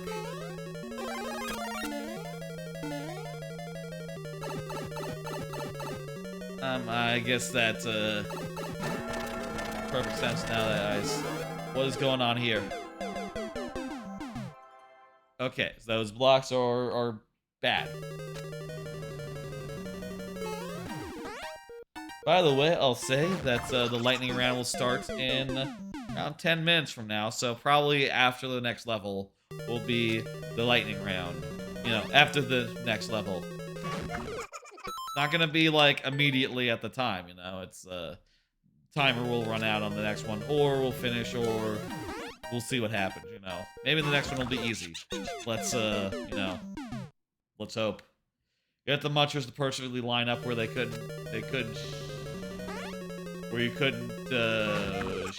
shee it? You couldn't cheese it? Cheese it, that must be, you must be trying to say cheese it. Yeah, a little bit of a typo there. Hey, goofball, what's up? I'm playing a troll level. How about another card? Watched Grave of the Fireflies. Very depressing movie. If you don't know, Grave of the Fireflies is from Ghibli. Is a Ghibli movie, you know, but it's unlike most Ghibli movies insofar as it is super not for kids. It still is about kids, you know, and they are, like, in classic, like, My Neighbor Totoro style. In fact, apparently this came out, like, the same day as My Neighbor Totoro. Like My Neighbor Totoro, it's about some kids who, you know, want to have a good, innocent child's life, you know, want to be kids and have fun. Only problem is, they live during the closing days of World War II, and, well, they don't have anyone to take care of them. For reasons. So, that's not good. And, boy howdy, it sure seems like, you know, living through a war was hell. We got 5 tries left. 5 tries to beat the level. We pretty much know what we need to do. We just gotta execute. Let's go. What am I doing? Come on, be enough time, be enough time. Good, okay. Whew. So yeah, it was a pretty amazing movie. I was really surprised by it, how much, like, it resembled a Ghibli movie you know, how much it's like characters who are just, you know, regular-ass Ghibli characters, except, you know, living through the most horrible times in the world. And, like, they do an amazing job of, like, setting up of, like, contrasting the kids trying to have a good time with, like, the horrors of war and, like, how fucked up all that shit is. We died, like, twice there, right? It was, like, twice. And make sure I'm staying on top of that. Fuck. It's beautiful. It's beautifully sad. It's, like, has a message in a way that, like, a lot of Ghibli movies kind of do, but I feel like most Ghibli movies are, you know, very much kids movies, so it's kind of, like, super on the nose, generally, whereas this is like, fuck, I fucked up. Whereas this is, like, playing with interesting ideas, and just, like, just watching a bunch of kids, like, slowly and surely, like, get more and more desperate, get more and more, like, more and more trodden on, you know, more and more hungry, and, just makes you go, like, God damn. Fuck, this is horrific. Oh my god. And to know that it's based on a true story, based on, like, the original author of the short story, Grave of the Fireflies, based it around, you know, his experience living through World War II, and about how, like, you know, the things what actually happened in the movie actually happened to his 4-year-old kid sister at the time. You know, that all really was how it was, which, Jesus Christ. Jesus Christ. I found it to be really effective, really beautiful, really moving, and yet it is still a Ghibli movie in every sense except for it's not for kids, on account of, you know, too many dead bodies, too many, like, desecration, you know, too much ruination, too much just like, oh yeah, now, you know, the bombs are falling and, god damn, it seems like a lot of people are dying, civilians in particular. Oof, that's not good. I mean, I guess it's better than the alternative, which is, you know, hey, it was war, what are you gonna do? But, fuck. Fuck. You know? Would recommend people check that out. Thank you for the level, Turkatron. I'm gonna hit next. I'm doing good, goofball. I'm looking forward to the next Ghibli movie I have to watch, which is Kiki's Delivery Service, which I've seen, you know, I've seen it before. I've seen it a couple times, I think. And I think it's very good, so I'm looking forward to watching that. It'll be simple, and no one's gonna die horribly. You know? It's kind of funny that, like, literally on the same day, Ghibli, you know, Studio Ghibli put out My Neighbor Totoro in Japan. They also put up this, like, war movie. You didn't come late, you're just on time. War movie about two kids just, like, dying slowly in, you know, in, like, just the absolute worst possible conditions. Jesus Christ, you know? RNG. You came just as I hit the button. Hope you enjoyed this one. I hope so too. Jump and throw snowballs at the correct notes. Cool. I hit the timer. It's looking like right now. You made this one based on, like, Mario Wonder. It kind of does have some Mario Wonder vibes, like with these notes that are, like, connecting, like these notes platforms. Those are just right out of Mario Wonder. I like them. It's a cool, you know, cool, like, way to set that up. Notepads, you know? God, Mario Wonder, phenomenal game. I will say this, I think it's like, it's not my game of the year, it's not my runner-up game of the year, but I think it'll probably be number 3. I'll say that. I think Pikmin 4 outclasses it a good deal, and it's just like a bigger smorgasbord of goodies. And I think that Tears of the Kingdom, yeah, reigns supreme. No change to Tears of the Kingdom's rankings. Like, Wonder is a solid number 3. No. Maybe if it had, like, blown out the back door, as far as, like, boss fights go, you know, if it had, like, some really good boss fights, I could see that moving the needle a little bit, but unfortunately, just, that's, you know, it has weak points, which I think is gonna be tough going into, you know, going up against Tears of the Kingdom, which has no weak points, is a perfect video game. But it is phenomenal, and it's full of, like, wonderful little bits. What is that?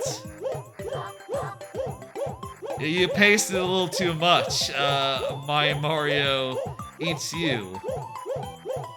The Direct 3D device that is being used has been removed. Please restart the game. Address, yada yada yada. File name not found. You pasted an error message into my chat. I'm sorry. That error message is not a level code. I cannot play that error message. I am sorry.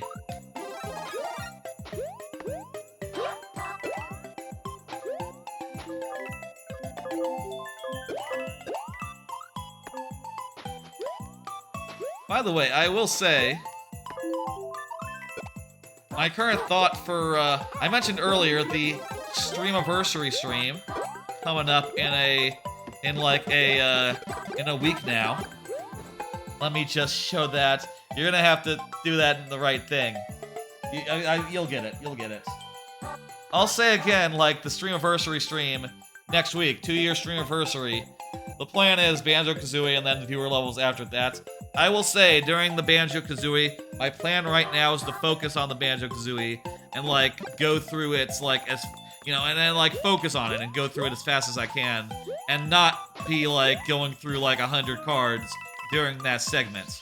I'm going to just, you know, use a normal amount of cards and also save them for the viewer level part of the stream. So, I will say, you know, won't be preparing like a huge recap of like everything that's going. I won't be preparing like 100 things to talk about during that stream. I'm just going to mostly play Banjo and then also, you know, do some viewer levels as normal pretty much. Which I think will be fun. Again, next week, next Friday, all day, starting early. Viewer levels will probably be around 6 hours in, I would reckon, maybe 7. We'll see what happens. Maybe sooner, hell. Maybe we'll do it in, like, really good time. I'm really not sure, like, how long it'll take me to go through Banjo-Kazooie if I'm, like, trying really hard to, like, you know, do it efficiently and, you know, such. Every previous time I've done Banjo-Kazooie, usually I've, like, quit out between sessions. So as a result, you know, I'm usually starting from scratch and having to, like, walk all the way to the next level, you know, as a result. But if I'm starting from where I've started, you know, maybe some of the inefficiencies are, like, taken out. We'll see. That'll be fun. Next week. Friday.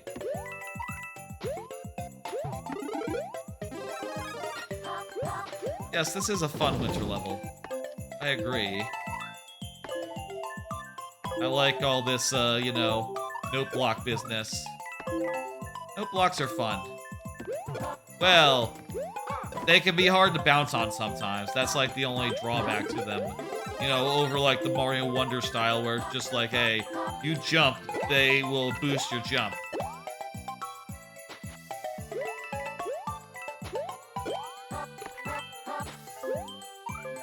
Very nice. There we go. I'll say this of Mario Wonder. Back on Mario Wonder for a second. I'll say this, I think Tropical Freeze still might be my favorite 3D platformer of the last 10 years. I do think there are, you know, Tropical Freeze is much more ambitious as far as the boss fights go, even if, like, Mario Wonder has a lot more going on as far as, like, big cinematic moments go, you know?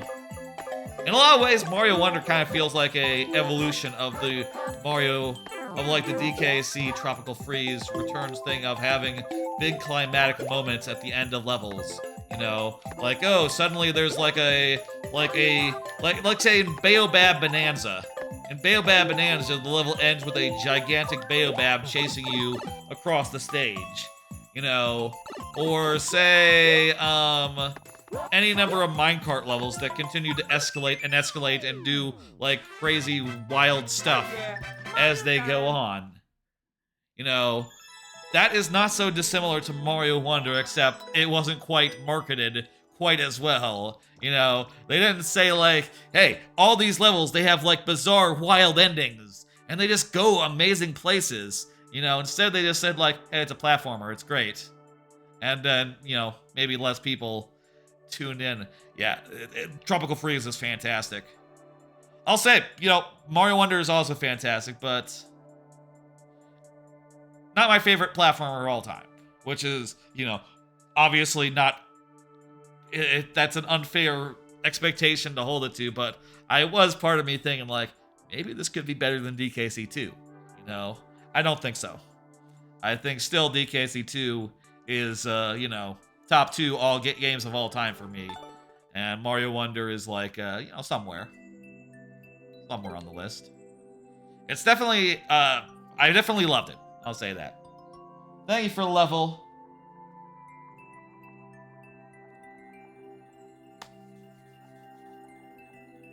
Folks, do you know what time it is? It's time for this. It is time for the lightning round. What is the lightning round, you ask? Well, during the lightning round, we start in 5 tries left. From here on out, we will only have 5 tries to beat each level that comes our way. 7 for subs, and for the first person of the night, Luce, we just finished this, right? So yeah, complete. Next up is, wait, did that work? What the hell? CB Battle. I'm not seeing the message in the Twitch chats on, oh, there it goes. Okay, it was just lagging behind a little bit. Okay, cool. I didn't see those messages on my end in OBS. Yeah, I guess it was just lagging behind for a second. CB Battle, go ahead and confirm. Yeah, it does say that. Someone at CB Battle real fast. I'll explain how this works. So, if you're not here, it's still as before. You still get sudden death, which is fewer tries. If you are here, and you are a sub, or the first person who is here of the night, you get these bonus heads, which come in a variety of forms. You can see there's like, you know, a whole bunch of different Mario-themed heads, as well as ones that aren't so Mario-themed. You know who we need to add? We need to add Yellow Toad, considering that Yellow Toad was a big, is like a big deal in Wonder now, being a playable character in Wonder. Should we also add Daisy? Maybe we should also add Daisy. Daisy and Yellow Toad, those are the 2 maybe I should look into adding. It's been a while since any heads were added, I will say. Yellow Toad and Daisy. Should Nab not be added? I don't know about Nabbit. I'm not really that fond of Nabbit. I'll make a note anyway. Those are, you know, Wonder kind of makes it clear, like, yeah, these are the characters, these are the cast. I'll make a note on my phone. Okay, let's do that. Stream stuff. Add Nabbit. Daisy. And Yellow Toad. I guess it would also be worth considering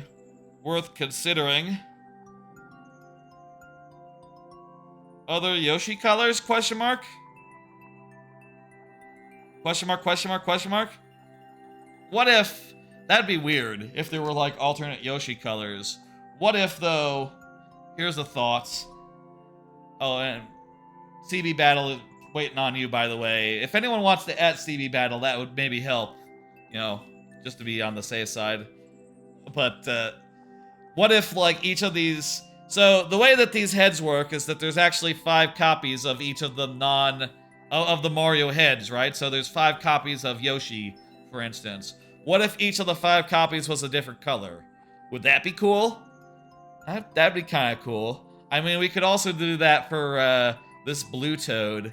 I feel like that's a cop-out. I mean, that would work.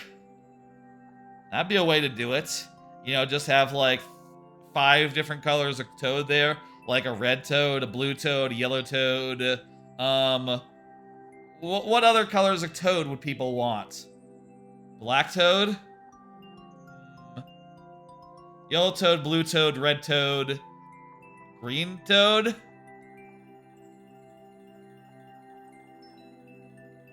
I feel like those are the 3 colors of toad other than Toadette and yeah.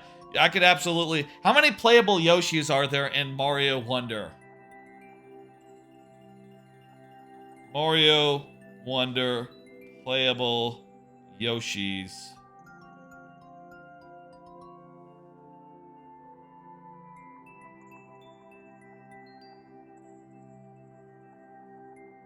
How many Yoshis are in that? Let me see. 12 playable characters. Total. Let me see. Oh, here's the list. Yeah, there's Yoshi, red Yoshi, yellow Yoshi, light blue Yoshi. Hey, CB Battle. CB Battle. Wait. My Mario may eat you. It says you're here. Are you CB Battle? Are you CB Battle? That's a different name than you had when you submitted. If you are CB Battle. Okay. Yeah. We're looking for CB Battle right now. Okay. Confusing me a little bit. Okay. There's 4 colors of Yoshi, so maybe there could just be like 2 of like the regular green Yoshi or something. Or I could put in my favorite Yoshi, which is the white Yoshi from Super Mario, or sorry, from Yoshi's Yoshi Story. I like the white Yoshi. That's kind of a fun character, a fun color of Yoshi, I find. I don't think CB Battle is here. Let's go ahead and do the sudden death. That's enough stalling. I always like to stall a little bit, and I'm also, you know, relatively good at it. I have things that I can talk about if I need to stall to give a viewer a chance to speak up. But there comes a time where we gotta go. 60 seconds, pipe dash, speedrun hard. This would have been a good one to have extra lives on. You know what? The clear rate is not that low. Maybe this is disingenuous. Maybe this is gonna be really hard to die on. Let's go. 2 tries.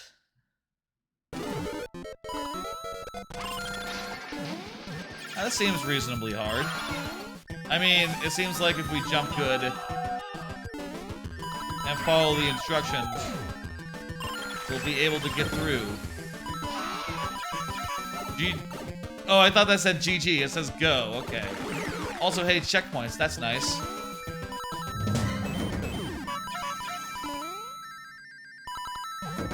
Alright, alright. You know, I don't think this is wrong to say that it's hard. You know, this is a high precision level where if you mess up, you will die, but it's very doable. It's very well timed. It's very well put together. And it's pretty clear, like, what you need to do at every given point.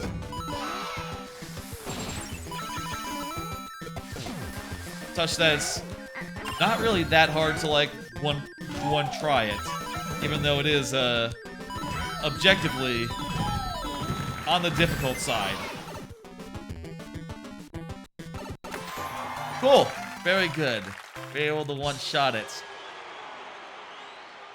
GG. Yep. Thank you. You're welcome, CB Battle, for playing it. Or, you're welcome. And also, thank you for submitting it. I enjoyed it. And we were able to get through on those 2 tries. Very good.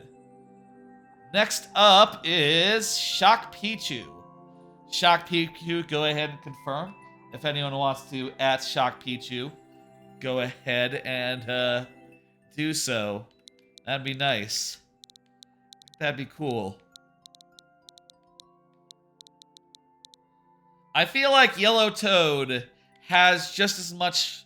It's just as valid as Blue Toad, so it probably should be a unique like color. A unique toad, I guess. But, hey, there you are. It is Halloween. Thank you for spending a spooky level. Yes, thank you. That sounds good. But, I think maybe the Yoshis do like a palette swap thing. That sounds like a good idea. That'd be cool. If, like, you know, the Yoshis came in different colors. 2 for Magic Koopa Manor. Navigate the thing while doing the thing. Also, hey, because you're first one of the nights, you get bonus heads. First person who's here during the lightning round. You get bonus heads, which let me just randomize for a second. And there you go. You got Waluigi.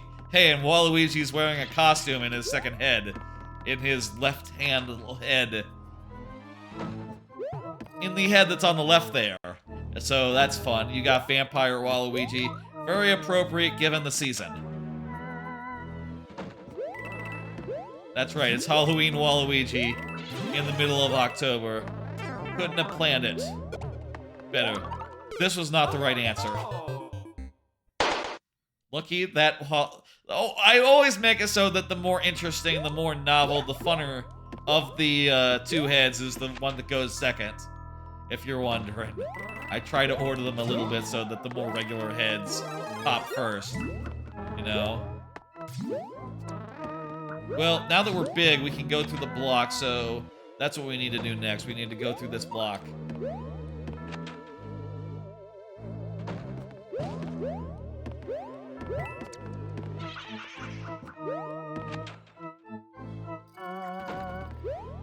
Alright, there's a... squirrel. Dooley. Alright, we just got... squirrel. Let me get it again. There we go.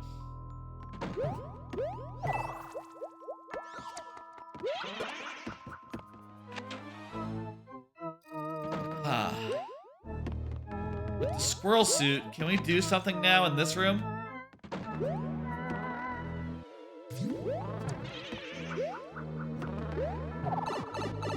Oh, we can go through this pipe, maybe. Oh, no, it's an exit-only pipe. Okay.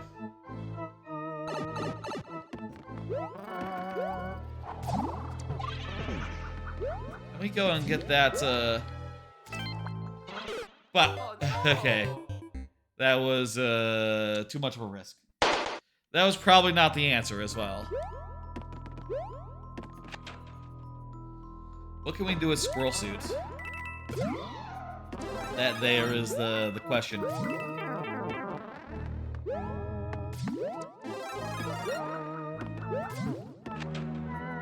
I think we can do this. We just gotta, you know, go in the right directions and not get turned around, I guess. I wonder, here's something I wonder, right? As far as, like, YouTube streaming, simulcast, whatever, you know, not simulcast, it's like, there's probably a name for it that's not that, simulstream. Thing I wonder is that currently, I get notifications for Twitch through OBS, so it shows, like, you know, alerts, raids, all that's, like, in a big list, right? I wonder how that works if you're, like, I believe the way that simul streaming works is that you, like, you set it up so that you stream to, like, a third-party place, like Restream or something, and then from there, it, like, you know, pipes in your chats from the 2 services, and also does it pipe in the notifications as well? I just am very unclear on that as of yet. It's probably like that, isn't it? Probably, you know, I don't need to necessarily worry. A lot of people have done this before, though not affiliates in particular. In general, anyway. Probably pretty intuitive.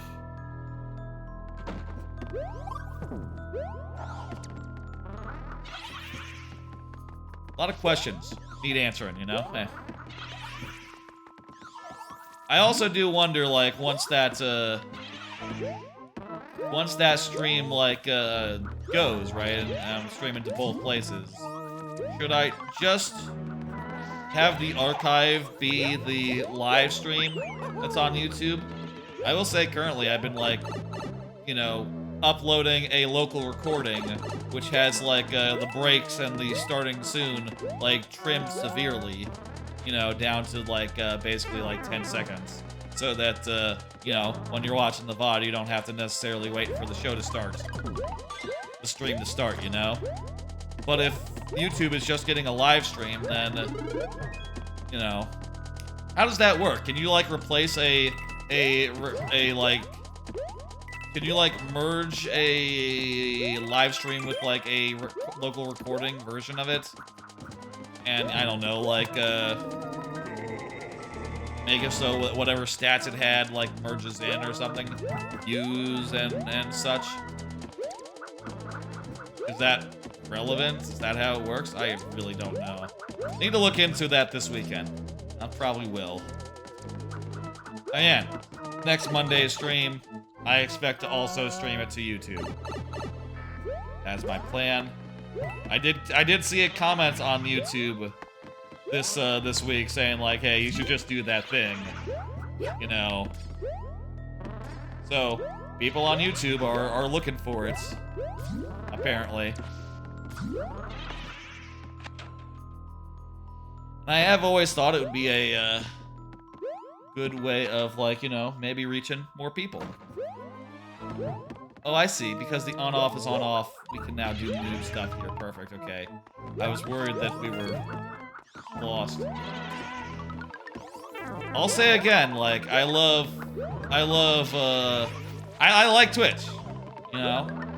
I have no intention of, like, replacing Twitch as the primary, or, like, what I think of first. You know, and obviously, like, as far as monetization goes, like, I only have Twitch monetization because you need, like, an order of magnitude more YouTube stuff to monetize on YouTube. And, you know, it's beyond even what I have on Twitch, and I have, like, an order of magnitude more on Twitch. No. You need, like, 50 people following you on Twitch to monetize Twitch, whereas you need, like, 1,000? 10,000? On YouTube. I'm not sure which it is, but either way, it's not happening, you know? I mean, hey, maybe we'll get exponential growth. I don't know. Maybe we'll get exponential growth as streams start going to YouTube. Fucking, I don't know. We'll see what happens. I guess I could also try Kick. I've heard of Kick like once or twice. I have no intention of also streaming to Kick. That seems... I don't know. Do people like Kick? I suppose probably not. I don't... What, okay. Thank you for the level, that was very nice. That was great. Very solid. Let's get rid of these extra heads and hit complete. I feel like most people don't know what Kick is. I think it's like another Twitch competitor. But it's like so small potatoes that, like, very few people have heard about it, and even fewer care. I am not that interested in trying out Kick. Yeah, that was really good, and yes, you're right, it is Halloweeny. It was a very Halloweeny level. Next up is, Kalanichu, who is here, and has another, Halloween level for us. Perfect. Very good. Let's fucking go. I'll say I don't have...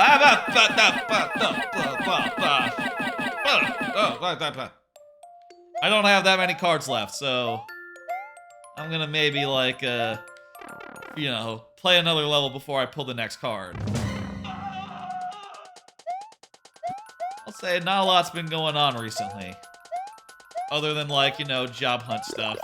And stuff that is, like, you know, not the stuff I really want to talk too much about, you know? But hey, that's nice too, because I do think when there's too many cards, it can be a little... It can feel a little bit, silly, I guess, you know? A nice, moderate amount of things to talk about going into a stream is, I think, ideal.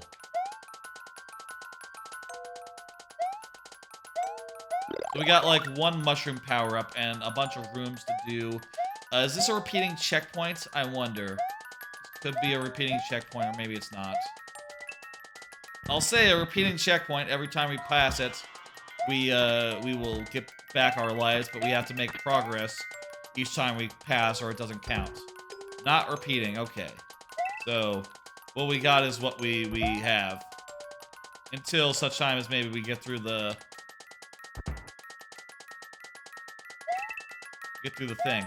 Oh, maybe there is a checkpoint, but we can only use it once. Okay. Let's, go through it on the second... after the second coin. Then, let's do it that way. That's an interesting way to do a checkpoint. I feel like most people would assume it's repeating just by the, you know, just by like standards and practices, the way that you see like all levels out there doing it. And I'll say, you know, hey, you know, it's good to find your own way of doing things. You know what I mean? It's good to figure out, like, okay, this is how I like to build. This is what works for me and my level. And go from there. You don't have to, like, limit yourself to conventions, you know, so strictly. That said, you know, it's gonna... You do have to account in some way, I guess, like... On some level, you gotta wonder, like, okay, well, how do you convey that to the player that it's not a repeating checkpoint? You know? How would you?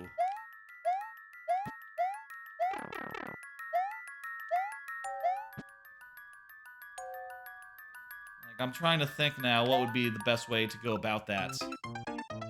And what would be the best way to, like, convey very clearly, like, yeah, this checkpoint does not repeat.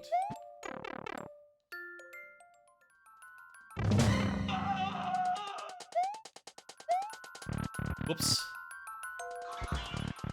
Gotta get a mushroom first.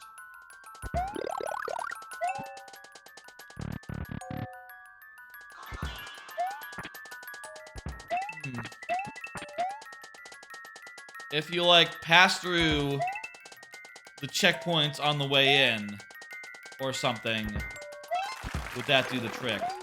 Like, if you could see the checkpoint as you were... See that you were going to that the checkpoint was one checkpoint, and not like, It's tricky. I know, I can't think of a intuitive way to communicate that to a player that, like, is just straightforward and obvious and apparent. Maybe you could route it in such a way that people would see it, but I feel like a lot of people wouldn't necessarily pick up on it either way. This is an interesting way to, like... Oh, wow. Wow, this is a really original way to use these balls from Iggy. Wow, wow. Also, it very much feels like Mario Wonder to me. I feel like, didn't Mario Wonder also have a similar thing like that? Checkpoint refreshes our doodads, our lives. Perfect. I feel like Mario Wonder also had a similar mechanism in there at one point. Last one is the Fire Flower one. We got 5 tries to do it. Well, you know, I think we'll make it.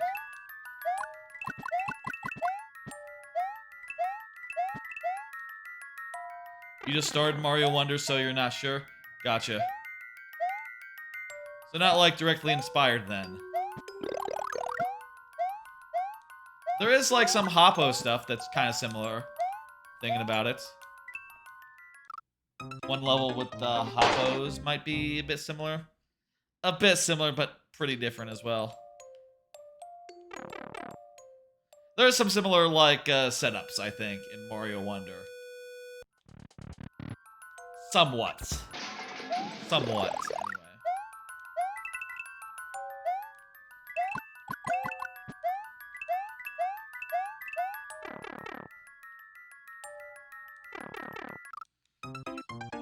I gotta get a better way of getting down from there if I fuck up.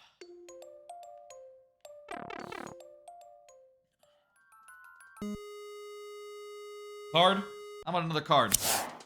Watch the first episode of Pluto. Netflix show. They released all the episodes of it.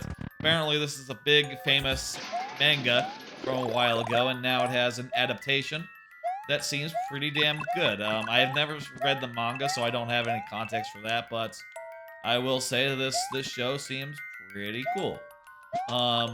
There's a couple things as far as, like, effects, like, you know, some of the, like, effects that the show uses I don't think look great.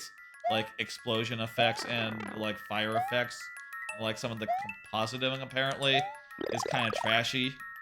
But, so long as the story is really, really good, I think it's still worth going through and checking out, because it seems pretty damn cool. It's like a series set in, like, a robot future, and the main character is, like, a cool robot detective who's trying to hunt down a serial killer.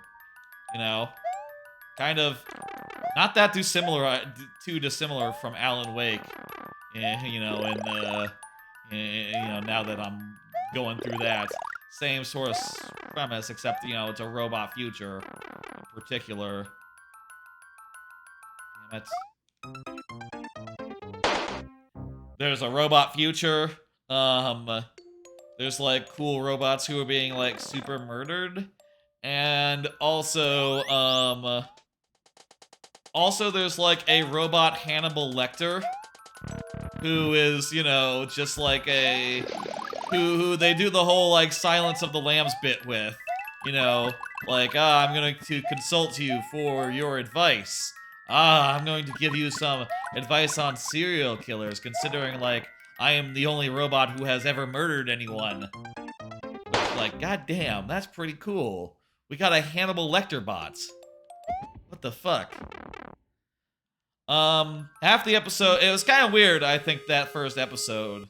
So far as, like, just me being anime only goes, because half of it was about, you know, hard-boiled detective story, and then it sort of had, like, a really fun little aside that was really well made, but also very much made me wonder, like, okay, where is this going now?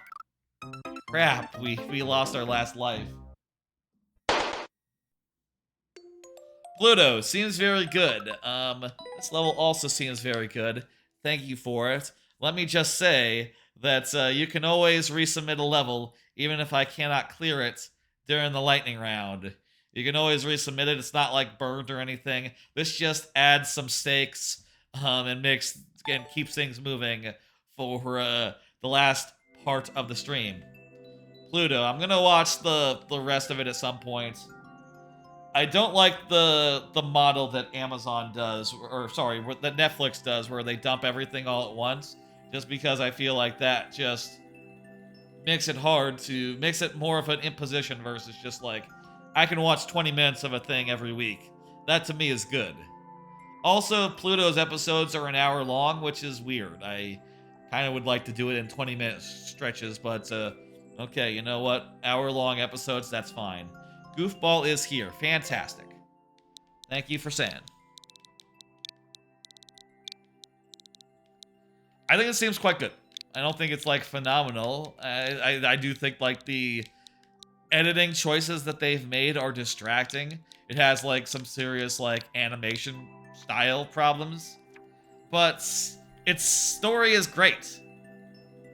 And, I think that's cool. This is a level you liked? Got it. Thank you, Goofball. That is good as well. You can always submit a level that you did not yourself make. Yes. 100%. Maybe also sort of a Halloween flavor.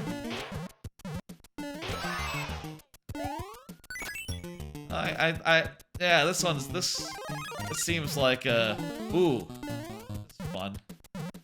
I see what we do here. Nice shit. This is good shit. I like it. Perfect. This is very cute. I like this a lot. I mean that positively, by the way. It's neat. It's clever. I like how each room has like a different gimmick. This one I don't get so much. Oh, just had to put the guy under the guys what were falling. Got it. Save point. Feel like we're not gonna need it. Pluto was, by the way, the last new show of the season, so you know, at this point now, I've seen every show that has started, and you know, gotten now like 30 shows that I am like, you know, relatively committing to going through. But this room seems relatively simple. Not sure it could be any more simple, you know, just like it the thing one way or the other. Oh, maybe it was a tutorial for this one. Wait, no, this is clearly different. Okay, we're gonna make a carpet of death to release upon this guy.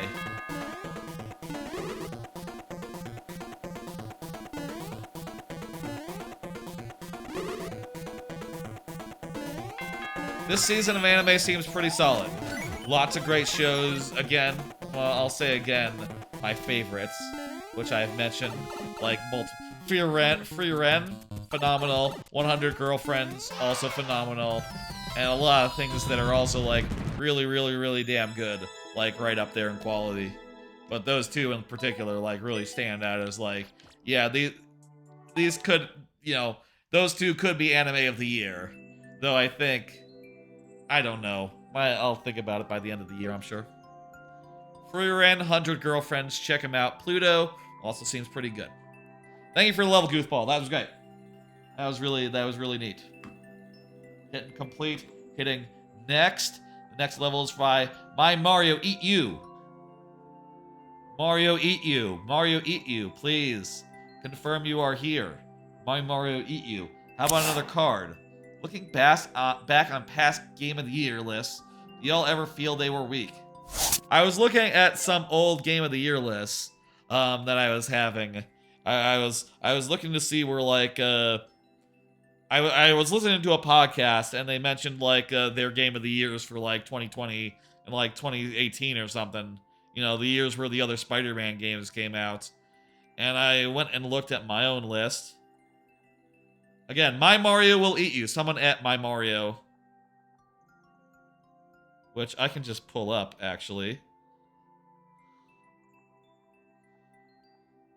I pulled up the old list that I had, and, you know, was sort of going down them, going like, oh yeah, this was a strong year. You know, I was looking at, like, I forget which year it was where I had this thing. Let me see. It was 2020, I think. I was looking down the 2020 list and just thinking like, you know, like, okay, best of 2020. Hades, okay, yeah, fantastic, phenomenal. Ori and the Will-O-Wisp, love that. Animal Crossing, oh, that was so good. Astro's Playroom, oh, this is a very strong list. And then I went one more and it was like Assassin's Creed Valhalla, and I said like, wait a minute, that was at 5? Maybe should have been at 6, actually. Wow, Assassin's Creed Valhalla, really high for a game I did not finish because it was so long. You know what, I guess at the time I was really enjoying just like playing it mindlessly, you know. But 5th on the list for a mindless game? I don't know. Clubhouse 51 was my number 6. Bug Snacks, which I had a lot of issues with.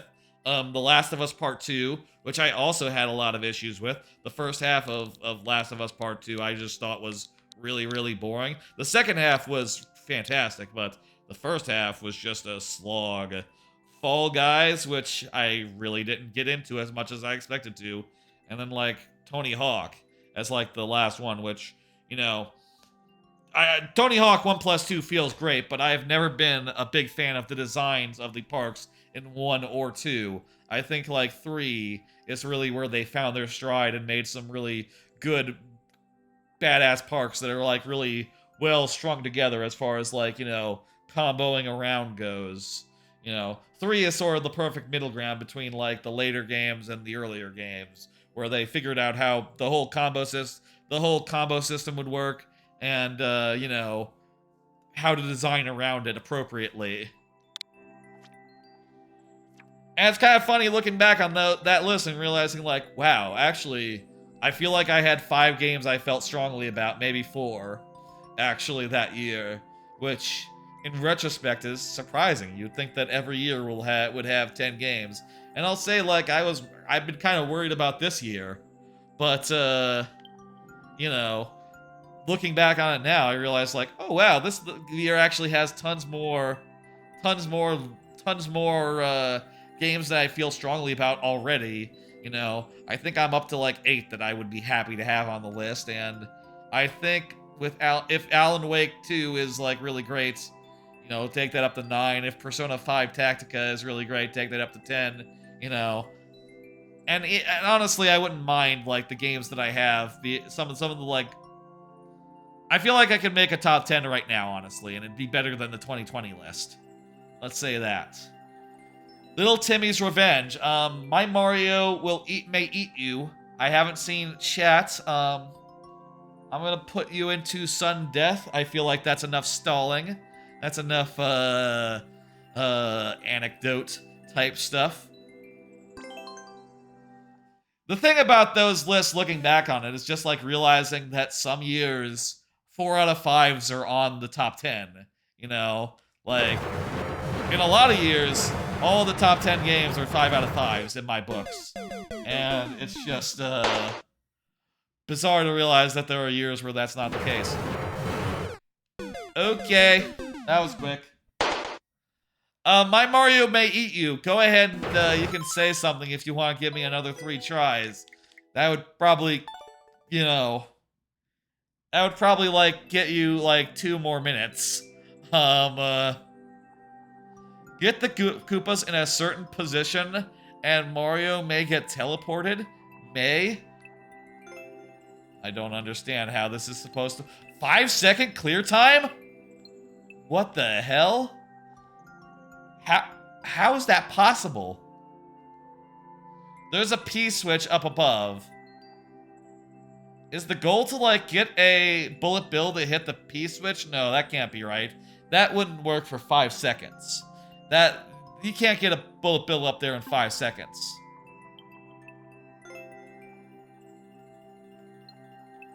I don't understand. I don't understand what you've done here. My Mario may eat you. I don't see my Mario may eat you. Let's mosey on.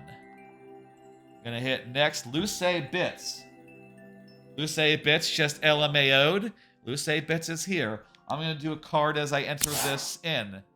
If Paper Mario were to go back to traditional partners again, what kinds would y'all want? I discussed this on Monday's stream as well, but I thought it was an interesting question, so using the using this card again. Here's what I think I would like to see in a new Paper Mario game, if they ever made one that was traditional style. I'd like to see a Bullet Bill partner. I think Bullet Bill would be really fun. You could, like, ride the Bullet Bill, maybe? Maybe that would be, like, your Yoshi Jr. type. Yo, what's up? What's up, Luce? That's a nice idea. Yeah, I think so, too. I also think it'd be really cool if, like... God damn it. If, like, what if... Here's a good thought. What if you could, like, customize your partners? What if you, like, sort of, like, change their, like, basic type, right? Like, say you have a Goomba partner. What if you could choose, like, okay, he can either be, like, a Paragoomba, he can be a Goomba with a spike on him, you know, a spike Goomba, or it can be, like, have a shoe, you know, okay, that's one option, actually. Actually, I kind of like that more than Maybe give up Spike. Maybe have it be like either a giant Goomba, a Paragoomba, or a shoe Goomba, you know. Goomba with a shoe. Prebo shoe. You know, I think it'd be cool if, like, you like, customized your partners like that, and also customized their moves more, you know, more than in, like, the previous Paper Mario games.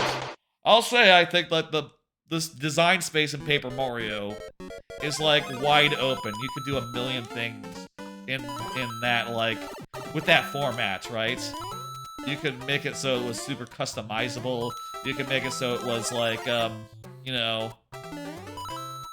The badge system is already great in the Paper Mario games, and you can make it so much more, like, nuanced, and so much more, like... Allow for customization of more than just Mario in, like, a really detailed way, right? Like, I think that if they were to do that, it'd be just, super damn cool. Other ideas? Chain Chomp, Wiggler. Those two wouldn't be bad. I feel like Chain Chomp would be fun as, like, your bomb for a game. You know, like, instead of getting up a bomb, maybe you get a Chain Chomp instead, and they basically serve the same purpose, but, like, really fast instead of, like, you know, you don't have to wait for them to explode. They just sort of, like, pa-pa! You know, like, pop-pop. You know, they sort of just lunge out and destroy a wall, come back in, you know? And maybe, like, once they go out, they stay out there for a second before reeling back in, you know? I don't know if it's, like, balanced, but, whatever. I'm sure it'd be fun, and that's the important thing. Fun, powerful partner choices. And for them to have, like, a unique niche, I suppose. Thank you for the level. What would y'all like to see as far as that stuff goes? Like a blooper? A blooper would be cool. I think a blooper would be good as, like, a swimming... As, like, instead of a Cheep this time, a blooper. That would be good. Could also have, like, moves based around, like, blinding enemies or something, you know, with, like, ink. There's a lot of stuff you could do with bloopers, I think. That would be, pretty neat as far as, like, moveset stuff goes.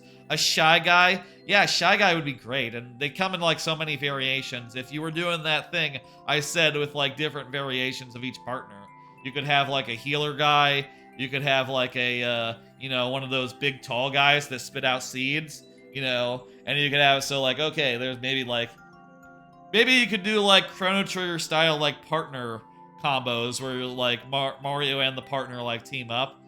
Well, actually, no, that'd be ridiculous. It would be specific to just Watermelon Guy, and it'd be like a... That'd be too niche. No, I don't think you can do just that sort of thing.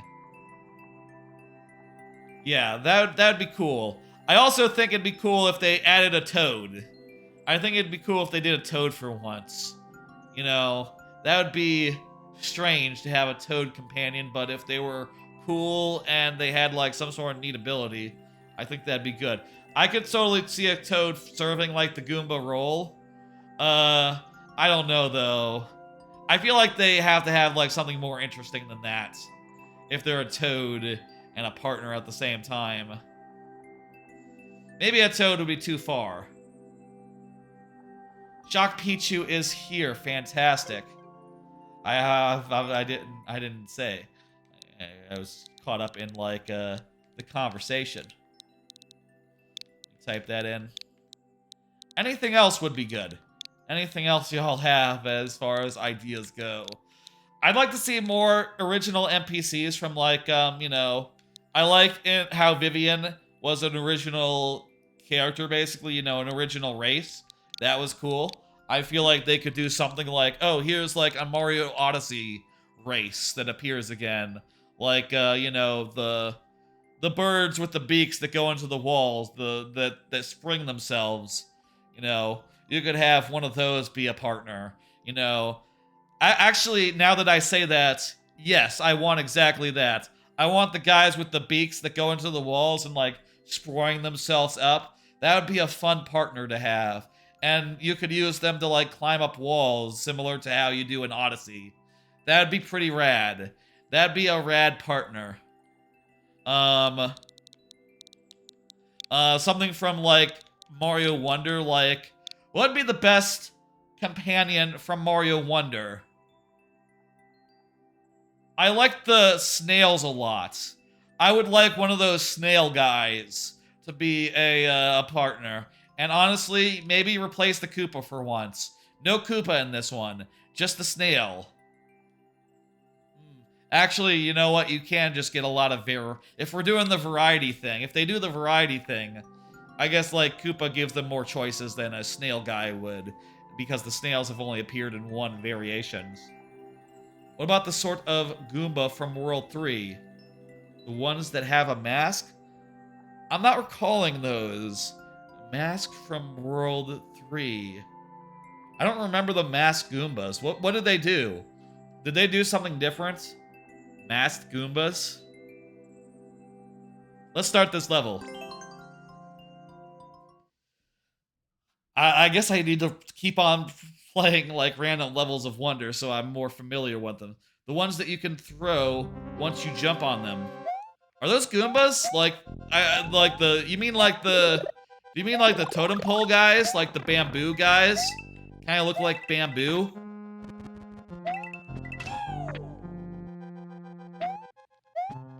Are those supposed to be Goombas? I thought they were like a whole new thing.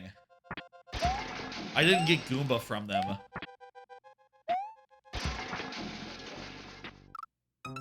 The fireworks guys? Fireworks guys would be great for...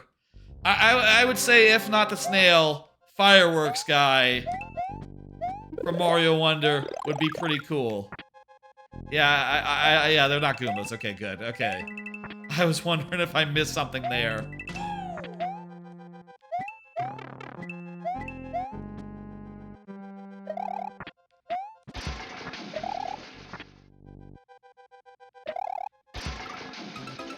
Okay. We got this. Anyway, I guess all that to say, I hope 1,000 Year Door is, like, so successful and everyone loves it so much, Nintendo gets the message and just, like, goes back to the old formula. Because there's so much design space left in that old formula, you know? They could do a million things. There's, like, they could add, like, a million sorts of customization, more detailed, like, you know, more move variety. Like, as much as I loved 1,000 Year Door and think it's one of my top 5 games of all time, you could totally do a lot with that basic system, right? Just, like, put in more and more nuanced, like, customization systems, just, like, enemies that force you to use, like, different strategies, you know. I bet you could do tons if only there was, like, you know, another one of those. We just got a checkpoint, didn't we?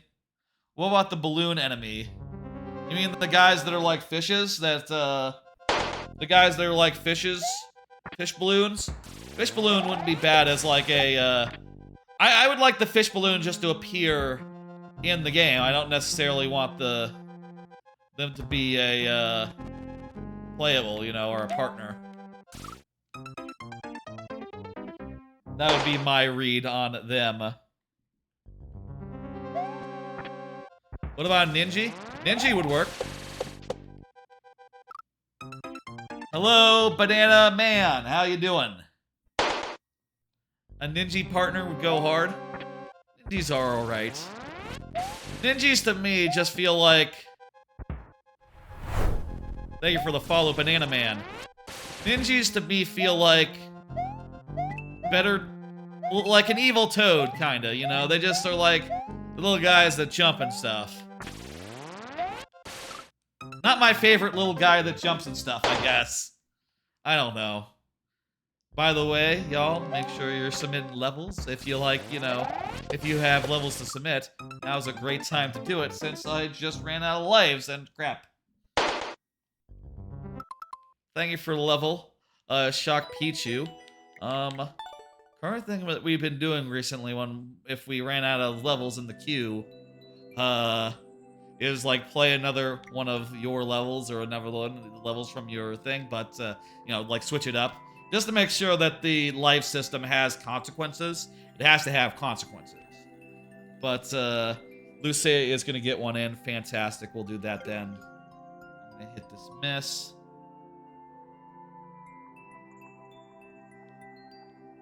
Go ahead and get that in. Luce, also Shock Pichu, feel free to add another one. Hey, we'll have another go at that soon enough.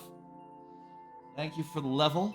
Shock Luce Bits and Shock Pichu. And Banana Man, if you want to get one in, I would love that. Anyone watching, if anyone wants to get one in, it all is, you know, good. Now is a great time to get levels. I will say, I have never ended a stream without doing every level submitted.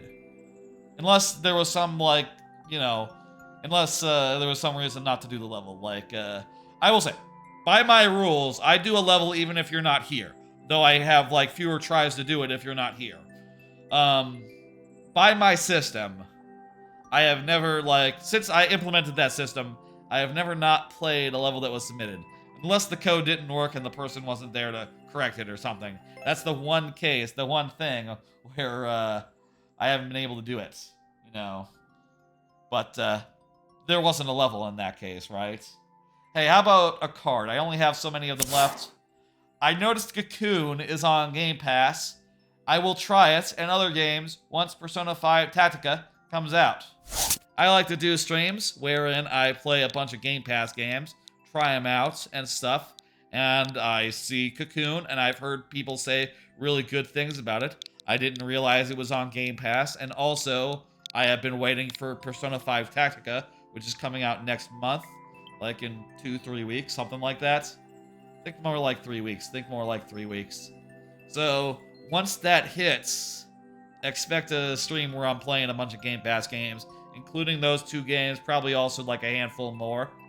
Maybe just focusing on those games in particular, because I really have been looking forward to Tactica, so I think like most of that stream will be Tactica, but definitely we'll check out Cocoon as well, and probably like 1 or 2 or maybe 3 other games.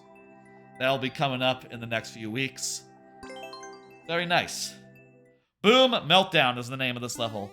Let's get into it. People say good things about Cocoon. I don't know. I watched some gameplay of it. I just didn't get it. But maybe it'll be different if I actually play it and, like, you know, if I, like, actually, like, let it, you know, just immerse me or whatever. I see the problem here. The ground's gonna get destroyed. There's not a clear condition, so we don't have to kill these guys.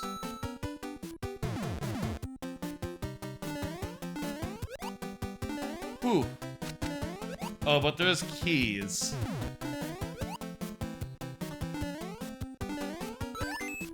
And there's the key. Very nice. I think we did it. Very good level, Luce. I did oh, okay. Spoke too soon. I like how you use the sun here. Very original use of sun. The sun is hard to use in general. You sort of have to do something like this where it's scroll lock, or like otherwise you're restricted to like the bottom half of the screen in order to make it like dangerous. Oh, I see what we do here. We use the sun to open the path forward. I didn't quite realize that. Ah! There was a piranha in that pipe. I also like how this power-up, you have to go down there, and if you linger, it's gonna be all fucked up and impossible to do.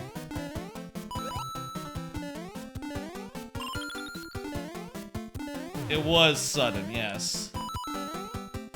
That's how it tends to go when there's a piranha in a pipe, and I don't realize it.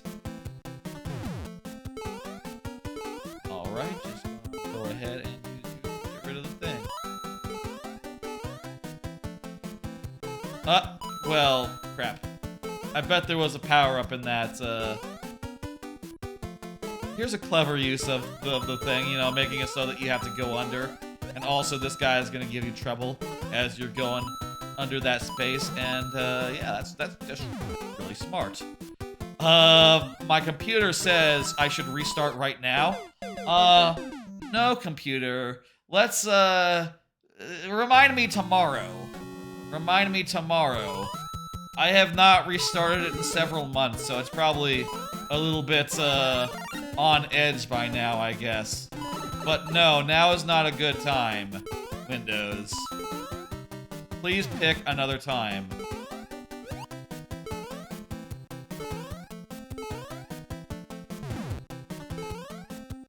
Is Windows being, like, weirdly aggressive these days about that stuff? About, like, you know, getting you to restart? I feel like it is a little bit. I feel like it used to just let you just, you know, not do that. I don't think there's an option for, like, I'm good. Just don't update. I mean, I suppose I should upgrade to security and whatever. I know that the security risk always to not upgrade, but who has time to think about that? I have time to think about that. I'm between gigs. Whatever. Still.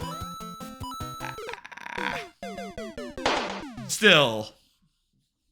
You know. Yeah, that was really close. That last part is hard.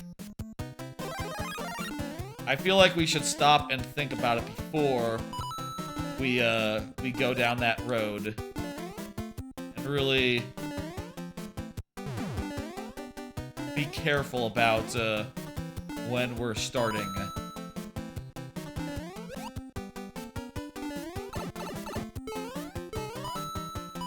Okay, here we go. Got the mushroom.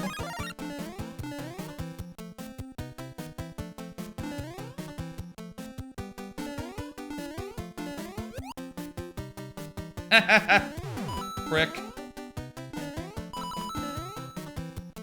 Serves him right. Okay, now let's go. Beautiful. We did it. Solid level. Luce bits, I liked it. It's a really good use of sun. Sun is hard to use well in a non... It's hard to use well, period, I think. You know, I feel like the sun is so hard to use just, like, as a thing. Just because it's so only dangerous, like, at a certain level. It's kind of funny looking back on the original Super Mario Bros. 3 level and going like, God damn, how did they make that, like, a really good, memorable, scary level? Considering that if you stand on an object... If the level is not perfectly flat, motherfucker's not that dangerous. You know, you just stand a little higher than it's gonna pass, and you're fine. Thank you for the level. I'm hitting complete. I'm hitting next. I'm refreshing the doodads. Next up is Shock Pichu. Shock Pichu's level. Shock Pichu just said GG. It is good for it. I'm gonna pull another card and talk about what's on it. I'm planning a Paper Mario random stream that I want to do soonish. What did I just do? Oh, haha. Ignore that. That hotkey is not so bad to accidentally hit. Paper Mario stream I'm planning.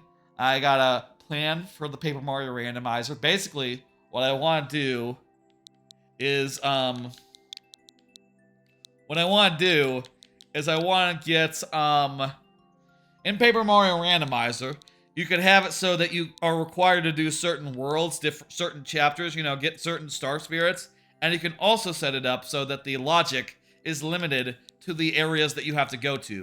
So, for instance, if you have to go to chapters 1, 2, 3, and 4, all the objects that you need to finish the game will only be in those chapters, and also Prologue and Toad Town. You know, only those places. And what I was thinking is that it'd be cool to do a BizHawk Shuffler stream, wherein I'm switching between two different seeds of that, one of which has, like, is like, you know, chapters 1, 2, 3, and 4, and the other one is chapters 5, 6, and 7, you know, and, you know, see how that goes. You have a late game seed and an early game seed. To do this, I had to figure out, like, how to generate those seeds, because, like, by default, out of the box, like, the randomizer does not let you set those seed those, like, chapter requirements manually. But I think I figured out a way to like manually intervene and like run it locally and like do a little code insertion, you know. It's all open source, so you're able to do that if you know enough about you know, how to program, you know, and I know enough how I can figure it out, you know. It is in Python, which I've never used before, but it seems simple enough to just, you know, replace an array with another array. Replace an array that's supposed to be randomly generated with one that I manually set, you know? That all seems simple enough to do, and I'm planning to generate some seeds and get that all, like, ready to go. I expect to do that sometime in November. Again, I got other plans. I got other plans next week, so we'll see whenever that is, but that should be a fun stream. I'm really looking forward to that. Just to play those two at once, I bet that'll be a goofy good time. What level should we play here? We could try out the 1-1. I do think it's always interesting to look at 1-1s. Or we could find a ghost house. Maybe we could find a ghost house.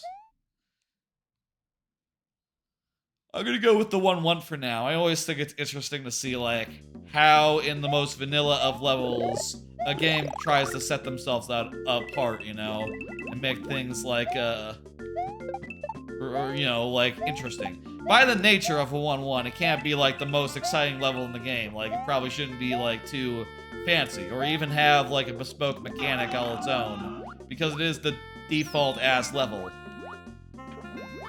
You got your ghost house on your main profile? Gotcha. So, not on this one, then.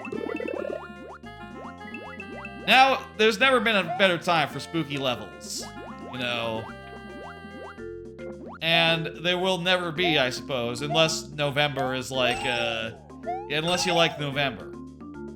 I'm not doing a viewer level stream until the Streamiversary next week. Again, 2-year Streamiversary next week. That's, you know, as far as Twitch, the Twitch stream goes. It'll be a whole event. Thank you, thank you. I'm gonna go ahead and hit complete on that. And hit next. Next up is Banana Man. Banana Man, go ahead and confirm. Luce, you're not in queue, by the way. You know that, right? I mean, it's fine if you know, but I'm just saying, you may wanna... You may have thought that you were. Banana Man is here. Very good. Let's go ahead and get that level up. I think I have, like, a couple more cards. Seriously, how are we gonna do viewer levels for YouTube? That still is the question that I need to figure out. Again, I have, like, looked around, see if there was any, like, YouTube-supported, like, viewer level queue thing. You know, I haven't seen any such thing. I guess the alternative would be, like, to do, like, some sort of manual tracking where, like, oh, well, what if instead of a website, it was just, like, a XML list or something. Hello, SkiXX. But I think that would be a major downgrade for the Twitch side of things, and yeah, I don't think that would be, like, doable. Blue Television uses one for his stream, if you remember. Okay, so it exists. So I just need to Google harder to find, like, a YouTube bot that can do viewer levels. I guess the question is there one that can plug into my existing queue bar that I like very much? And, you know, can I get that all set up by next Friday? Because I do intend to be streaming from YouTube by then. And, it'll be awkward if YouTubers cannot submit levels. Awkward, but perhaps unavoidable. I don't know. Thank you for level Ski 6X. How are you doing? Looks like Shock Pichu recognizes you. That's good. It's good when people recognize each other. So there is a solution out there for YouTube. Okay. I couldn't find it when I Googled, And I think I saw like someone doing like, I don't know, you could use like a spreadsheet or something, which I was kind of surprised considering like there's a lot of good options I know for like Twitch out there. I would have to assume like there's gotta be like similar options for YouTube, right? But back, haven't found them yet. I bet they're probably out there, right? Apparently they are out there. I just have to, you know, track it down. You're doing well? How are you? I'm doing great. There are brand new games out. They seem pretty cool. Looking forward to playing more of them. Also, you know, recently, YouTube, Twitch lightened up on their whole you cannot stream to YouTube thing. And now they're allowing you to stream to YouTube, so I'm starting to think about that and figure it out, and I think that's gonna be nice. I don't know. I guess we'll see how well that goes. For YouTube, I hear that you have to like set up a like thumbnail in advance of your stream so that people can look at it, I guess. I don't know how you do that, but I'll figure it out by Monday. I'm planning just for the thumbnail for like live streams just to be a pretty simple thing, you know, just something like here's a screenshot from the game that I'm playing, and then like in big white letters the words live. You know, no like stream title or anything, because honestly, as far as like the VODs go, usually I come up with like a VOD name that makes sense like after the stream. You know, usually like when it's time to go live on YouTube or Twitch, or on Twitch anyway, I just type in some bullshit and go, okay, viewer levels, like normal, that's fine, that's good. Or like, it's time to see a Yeti about a mirror, or something.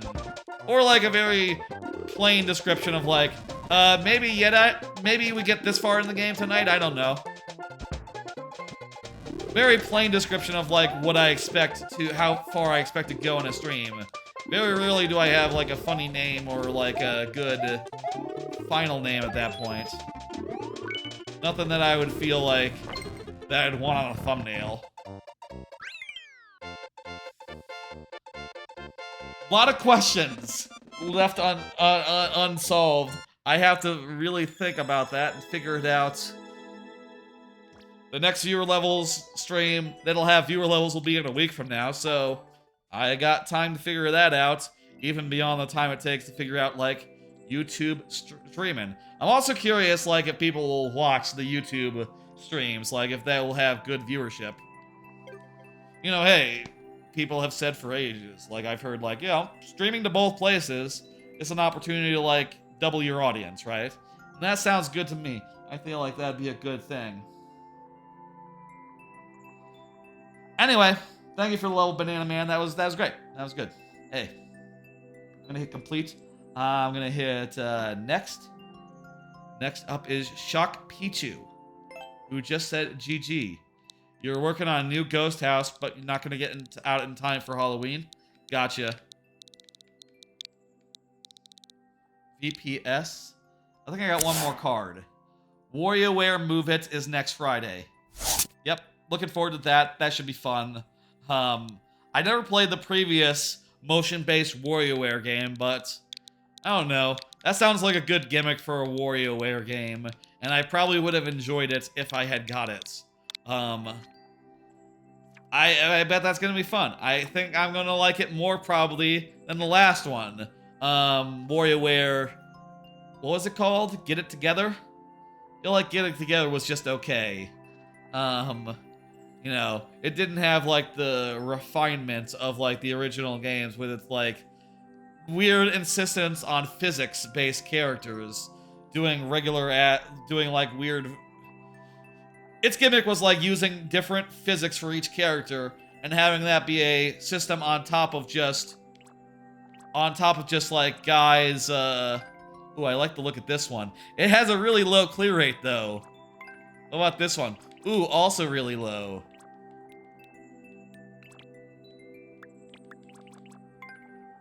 This one, you know what? A lot of these are really low. Which one should we do? We should do, I'm feeling this one. You made your new ghost house level way too long and difficult. Mainly length being 3 minutes long. Gotcha. Okay, that's probably the major contributor to the whole no one's ever cleared it thing. Let's at least try to see a good amount of this in the lives that we have then. Warrior and Lair Move It. I'm excited. I'm very interested. I think it's gonna be some good fun. And I'll say, you know, what the fuck do we do here? Don't understand. Oh, I think I maybe understand. You say Boo Manor? Yes, okay, that's what we're trying. Is this like a small jump into the... Small jump into the boo hole? The time used to have a 999.59.999 world record to it? Jesus. That means someone was just trying for like days. This first jump is I don't know how this is supposed to work. I can get the coin. Can you go through that gap? Is that the idea? Just crouch jump with the booze. Yeah, okay, that's the idea. Also the keys, or the coins. I need the coins. So there is a checkpoint in here. So we could get a checkpoint. The person spent 10 hours straight on it. Damn. So you have to get that coin, and then you have to do the crouch jump bullshit. Damn, man, wow. No wonder.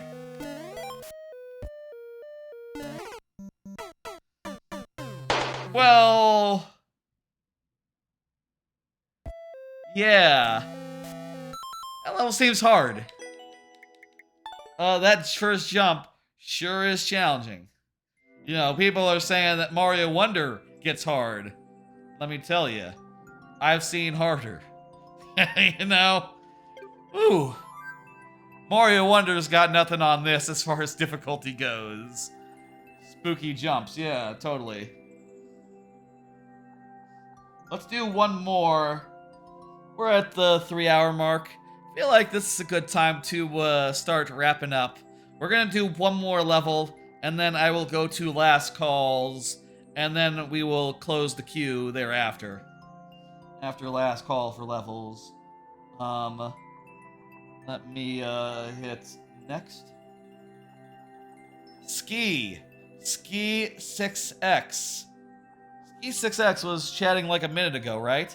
Hey, there you are, Ski 6X. Fantastic. I will say also, you know, speaking of WarioWare, my plan for next week, this 2-year Streamiversary stream, celebrating 2 years of Twitch streaming. My plan is to do Banjo-Kazooie and also viewer levels after that. But also there will be a 5-sub goal to add WarioWare Move It segment where I play some WarioWare Move It at the end. And also, if for 10 subs, you can make me play a simple micro game of chat's choice.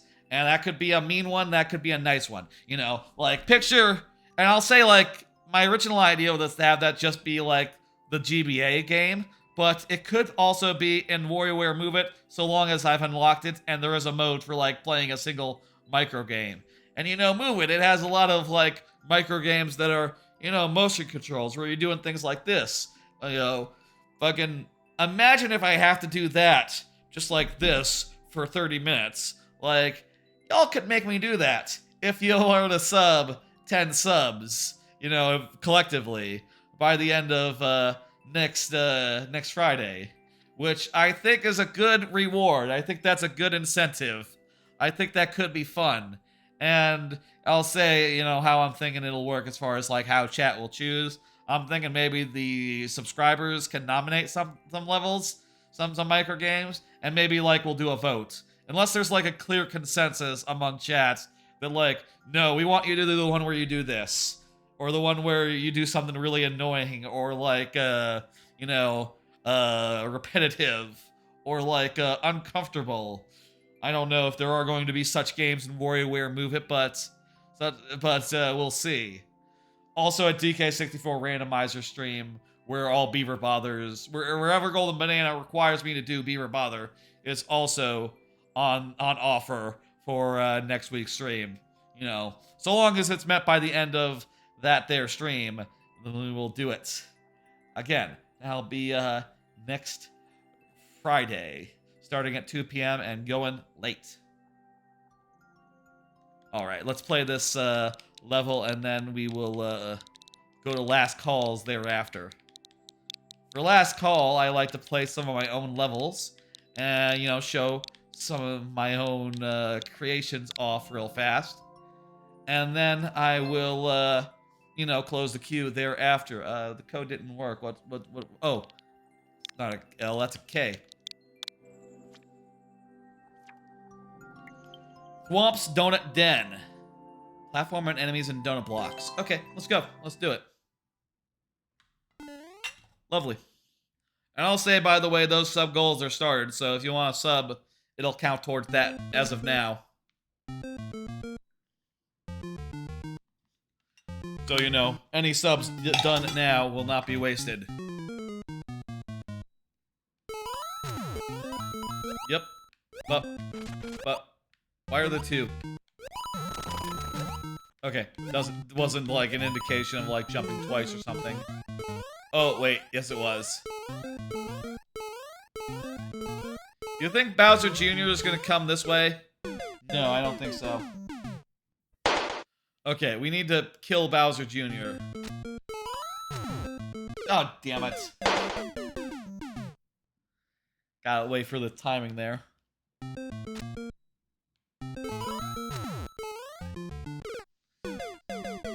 The first jump might be the death of me. Again, Standees in a Mario, like in Mario Wonder, would be lovely right now. Just imagine, I die right here. Help me, help me, help me, help me. Just fly right over to, you know, Standee / another person. Checkpoint refreshes our tries, and we also lost one.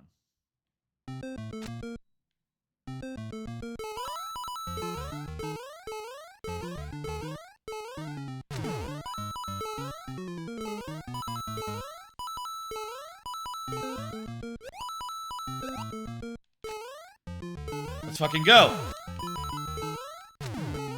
Let's fucking go! Refreshes our tries. Final segment. Fucking go. Okay. Yeah, it's going well, I think. I would love the double jump spin jump right now. I like the double jump spin a lot. That'd be a good one to have right this second. Oh, and you can use it to like skip platforms and do other such things. Mario Wonder is a damn good game. I do feel like it's gonna be extremely influential in the coming years.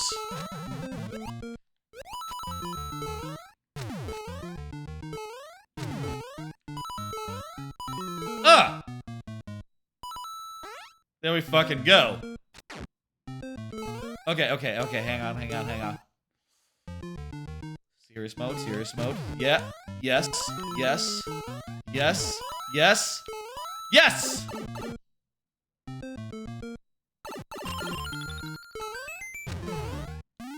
There we go. Ah. That was good. That was great. Loved it. Woo! Dude! Yeah, I know, right? That was sick. That was so good. The lightning round, it's fun. It's fun, you know, to do a really hard level on 5 lives. It just feels good to do. Yeah. I'm gonna hit complete and also next, but folks. And by the way, Luce, you're up and you're good for it. Folks, it is time now to go to last calls. Last call for levels. If you're not in the queue, go ahead and submit one last level for us to do. Thank you for the follow, Ski X, following on Twitch. There's also supposed to be one for YouTube, but that wasn't working apparently. Apparently the one that says you subscribed on YouTube isn't quite working yet. Thank you very much.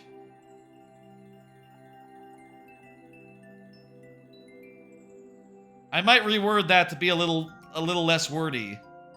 Like, followed on Twitch. Can you make that 2 words? Like, Twitch followed? No, that doesn't work. Anyway, last call for levels. Go ahead and submit any levels you had. In the meantime, I'm going to play some of my own. Recently I've been playing through series of levels that I have. And I think today, you know, it would be appropriate to do some spooky levels, but I've been going through like sets of levels recently. I think let's continue that trend. I'm going to play through the first 4 levels I made in Super Mario Maker 2, and y'all can see how nice they were. I do think with the first couple levels I made, by the way, hey Trebucket, how you doing? With the first couple levels I made, I think the design could have been a little cleaner.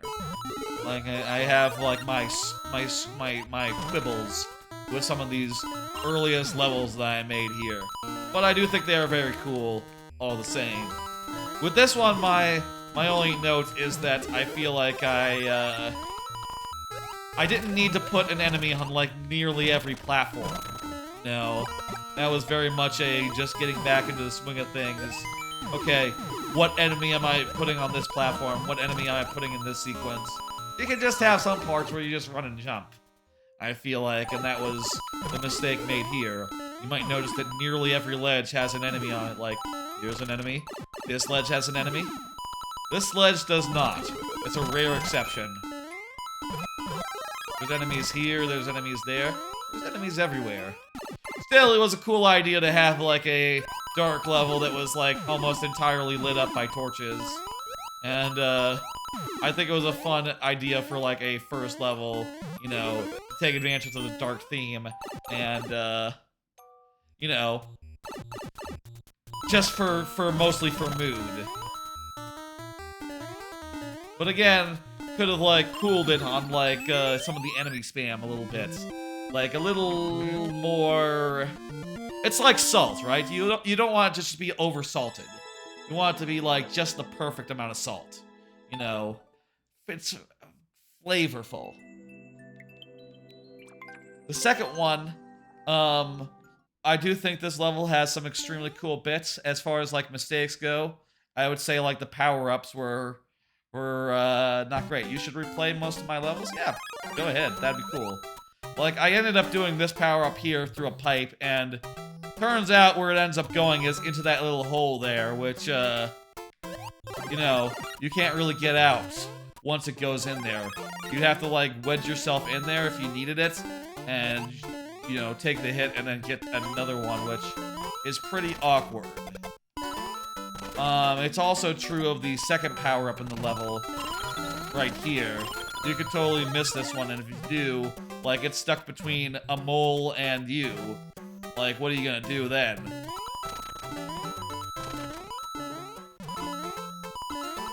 That said, this level is cool. It's like the first time I used on-off blocks, and, you know, going through the level, like, backwards at the end, I will maintain is really cool.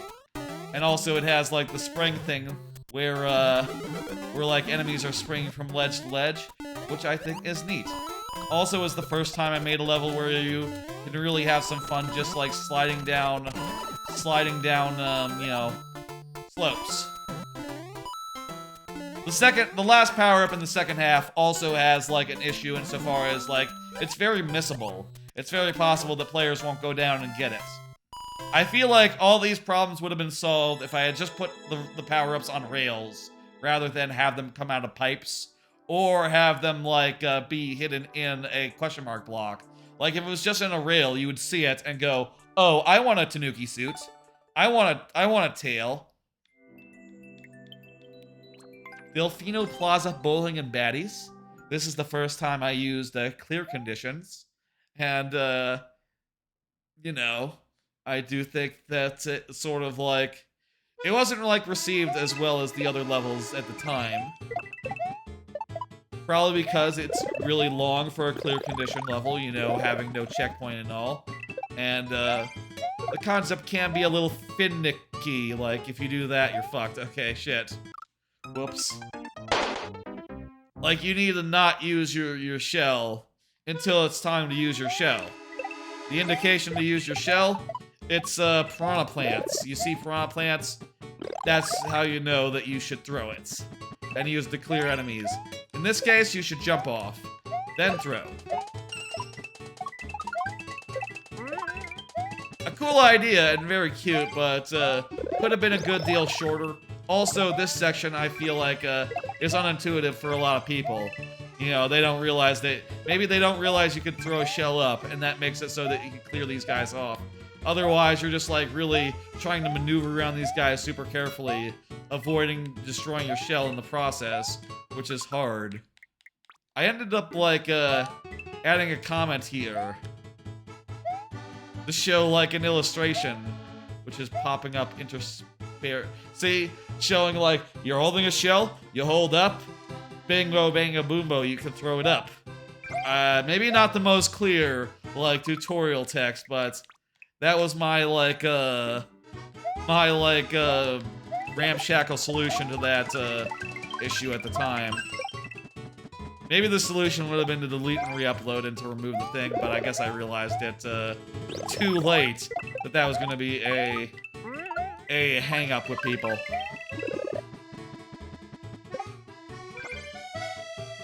Anyway, I'm just going to get this 50 real fast because fuck it, 50. Want that. Anyway, I feel like with these first 3 levels, there's like room for improvement, and you know, I was getting the swing of things, getting back into the making, and also, you know, if you look back, you could see that these were made in like, oh, say, how many days? Like, yeah, 1 day each, pretty much. These were made like days apart. You know, I spent like 1 day on each of them, which is to say, I was at a unsustainable pace. You know, well, not unsustainable. You know, in the first couple days, I was making a lot faster than what I make now, which is maybe like a level a month. You know, a lot slower, relative, but also a lot more like polished, I hope. You know, and if there are issues, I'll take as many iterations as I need to sort them out. You know, before moving on. Generally. You know, depending on time. I'll say this 4th level, I think it's really great and remains great.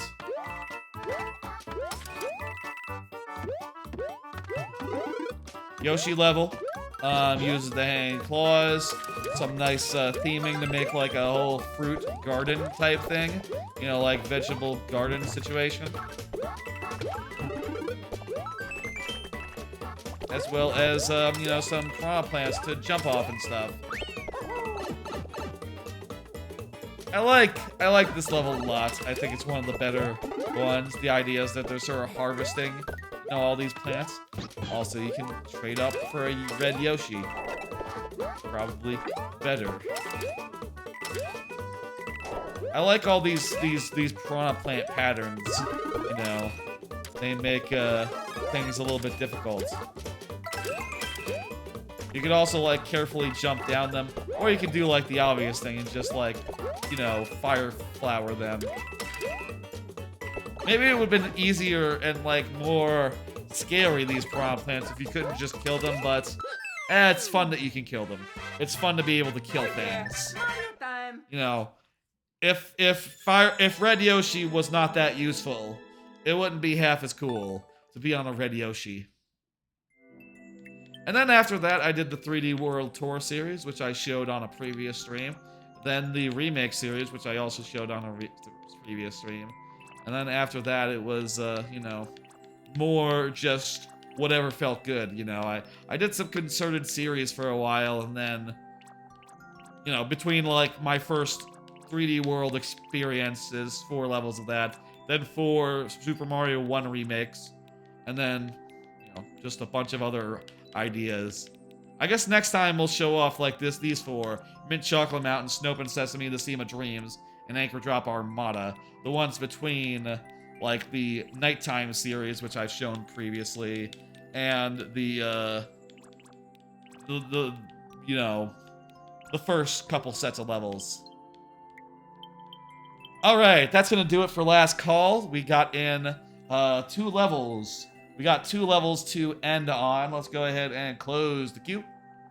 Thank you for getting levels in. It's been a good stream. Nice and good. Lots of fun levels. And I think I have a name in mind for, you know, the VOD. It's gonna be called My Kingdom for a Standee, I think. I think that's what it's gonna be called. I think that's pretty good. People know what it, you know, people are thinking about Mario Wonder, and also sort of gives like a, it's good. I like it. I like it as a name. I think that's gonna, I think that's gonna be a very funny little name for a stream. I like it when there's a funny name for a stream. And not a million of them, you know. Sometimes there's a million of them, and I have to decide on one. Other times I have to sort of, you know, come up with one after the fact. Probably too meta to talk about it. Let's finish these 2 levels and go ahead and do a raid. That'll be the plan for tonight. I wonder if on a lot of Fridays I end up streaming or raiding over to Dan Reichert because I like his stuff. I wonder if he's doing dirty work tonight. At some point, he's doing a watch party of dirty work, which I'm very curious to see. I hope it's not during. I hope it doesn't happen while I'm doing my Streamiversary and I miss it. That would be unfortunate, but what are you gonna do? You know, that's just if that's how it is, that's how it is. You know. Oh, this is a Super Luigi U style. We got a 100-second time limit here. Is that a? Oh, that's not a leaf. That's a Goomba. We don't want that. Okay. Oh God.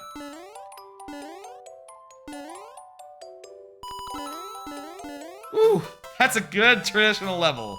That's challenging. That's fun. The slow descent of the parachute guys is just makes it a little thrilling. I should do some parachute stuff in my next level. In fact, let me just go into the. That's cool. I really like the feeling of just enemies descending upon you. In fact, that sounds like a. I bet like. Look at this shit. Ooh, I bet this. That's really scary, actually, isn't it? Look at that. Yeah, that's pretty scary to have to run under, like, parachuting in, pokies. That's some pressure. Hey, the next level is planned to be called Pokey Pressure. That's, I would say that constitutes pressure. I like that a lot. Thank you for the level, Luce Bits. I gotta, yeah, that's a good direction. I have not used enough parachutes in my super world. I say that now, having played that level. Which is maybe the highest praise I can give, I guess. Playing a level and going like, God damn, I haven't done that enough. I should do that also. I should do like that. Shock Pichu just said GG. Fantastic, perfect. Thank you for, you know, being here. This will be the last, and then we'll do the thing. Use the falling boom boom to start out one of your unuploaded levels. That sounds hard. Is this gonna be, can we find like a reasonable level to do? Okay, good. This isn't like the haunted house one again, okay. Let's do, let's see, what should we do? What's like the most haunted of these? Well, actually, I do think it is, Deep Dark Depths, but yeah, you know what I'm thinking? What's catching my eye? Coca Canyon. That sounds fun. Coca Canyon? Ooh. It's like Chocolate Mountain. That's a good-ass name right there. That's a top-tier name. S-tier name there. Coca Canyon.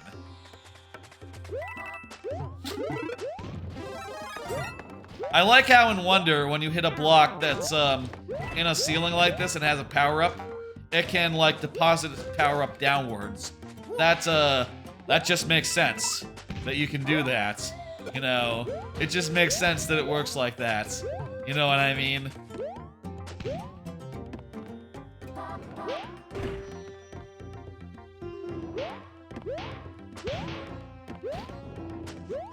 Oh my god. What? Okay, we got the right idea here. This is kind of tricky. Is this what we really have to do here? Just like do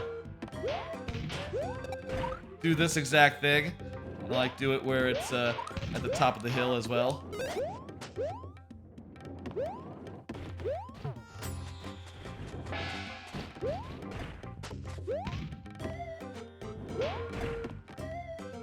It just adds another option to dispense power-ups. Yeah, exactly. I mean, Mario Maker does have its share of, like, ways that Wonder does not. Like, coming out of pipes, or, like, the old rail solution where a power-up's just on a rail. You would never see that in a actual 2D Mario. You know, just, like, a power-up on a rail itself. That said, like, just having a power-up just be, like, set in place, basically, with a rail is a gateway to, like, you know, have it so that you can just have a power-up be in your path and not moving so that you don't have to catch it or whatever. Static, in other words. The closest thing to static. God damn it. Really?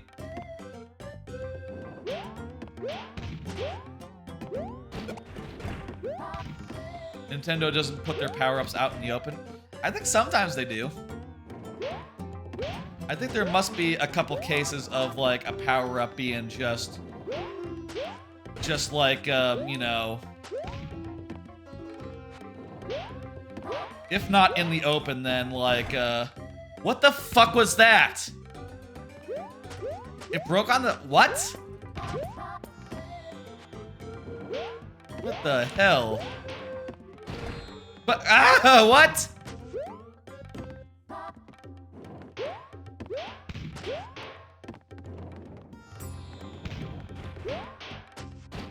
There we go. It broke on the steep slope?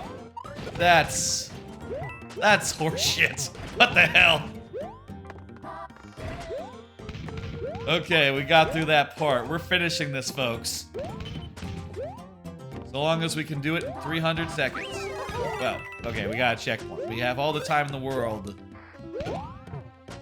You know, prize contingent on 5 tries. We'll make it. We'll be good. This is... We got this. Power up in that question mark block. I can feel it.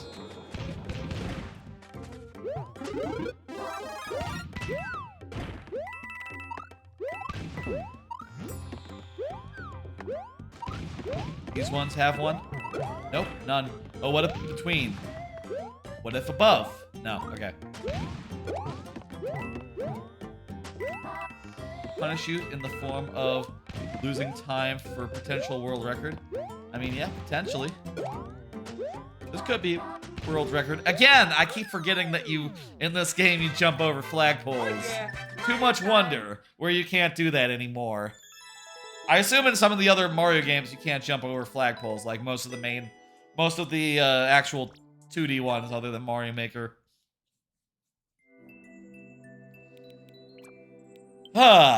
Thank you for the level. I'm gonna hit complete, and there we go.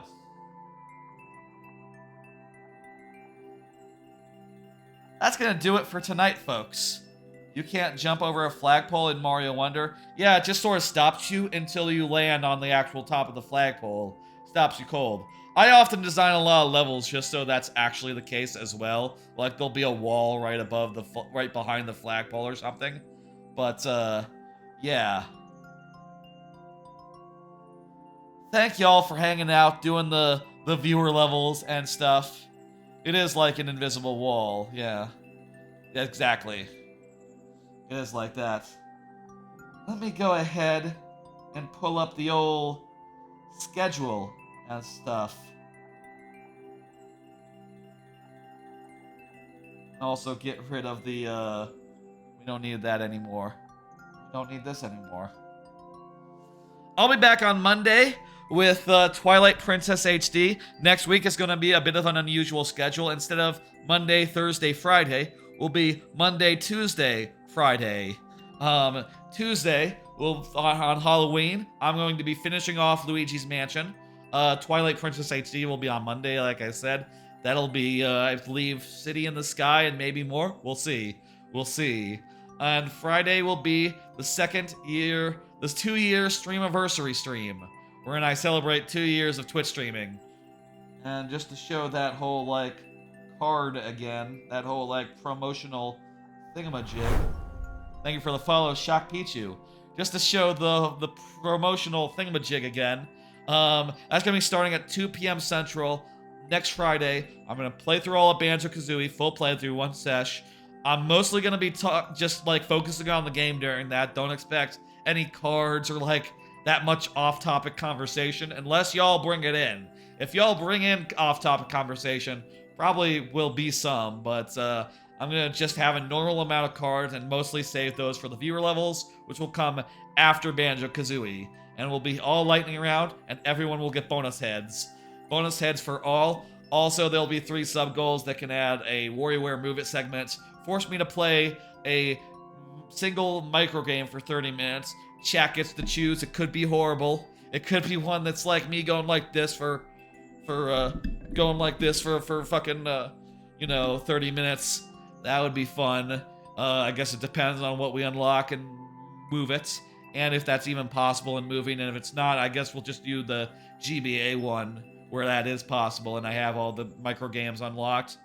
And also at 20 subs, there's like a whole DK64 rando stream that can be unlocked. We'll see if any of those goals get met. I think it'd be fun if they did. And if not, I think it'll still be fun to play through Banjo-Kazooie and do viewer levels next week. That'll be the Streamiversary. Again, big event stream. Hope to see folks there for it.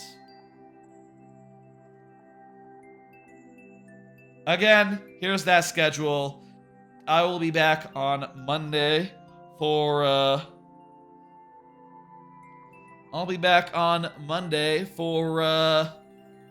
Twilight Princess HD, City in the Sky. And I will also be back on Tuesday for the end of Luigi's Mansion. Those will hopefully be fun streams. Let me see who is online, who is streaming. I'm seeing a lot of people.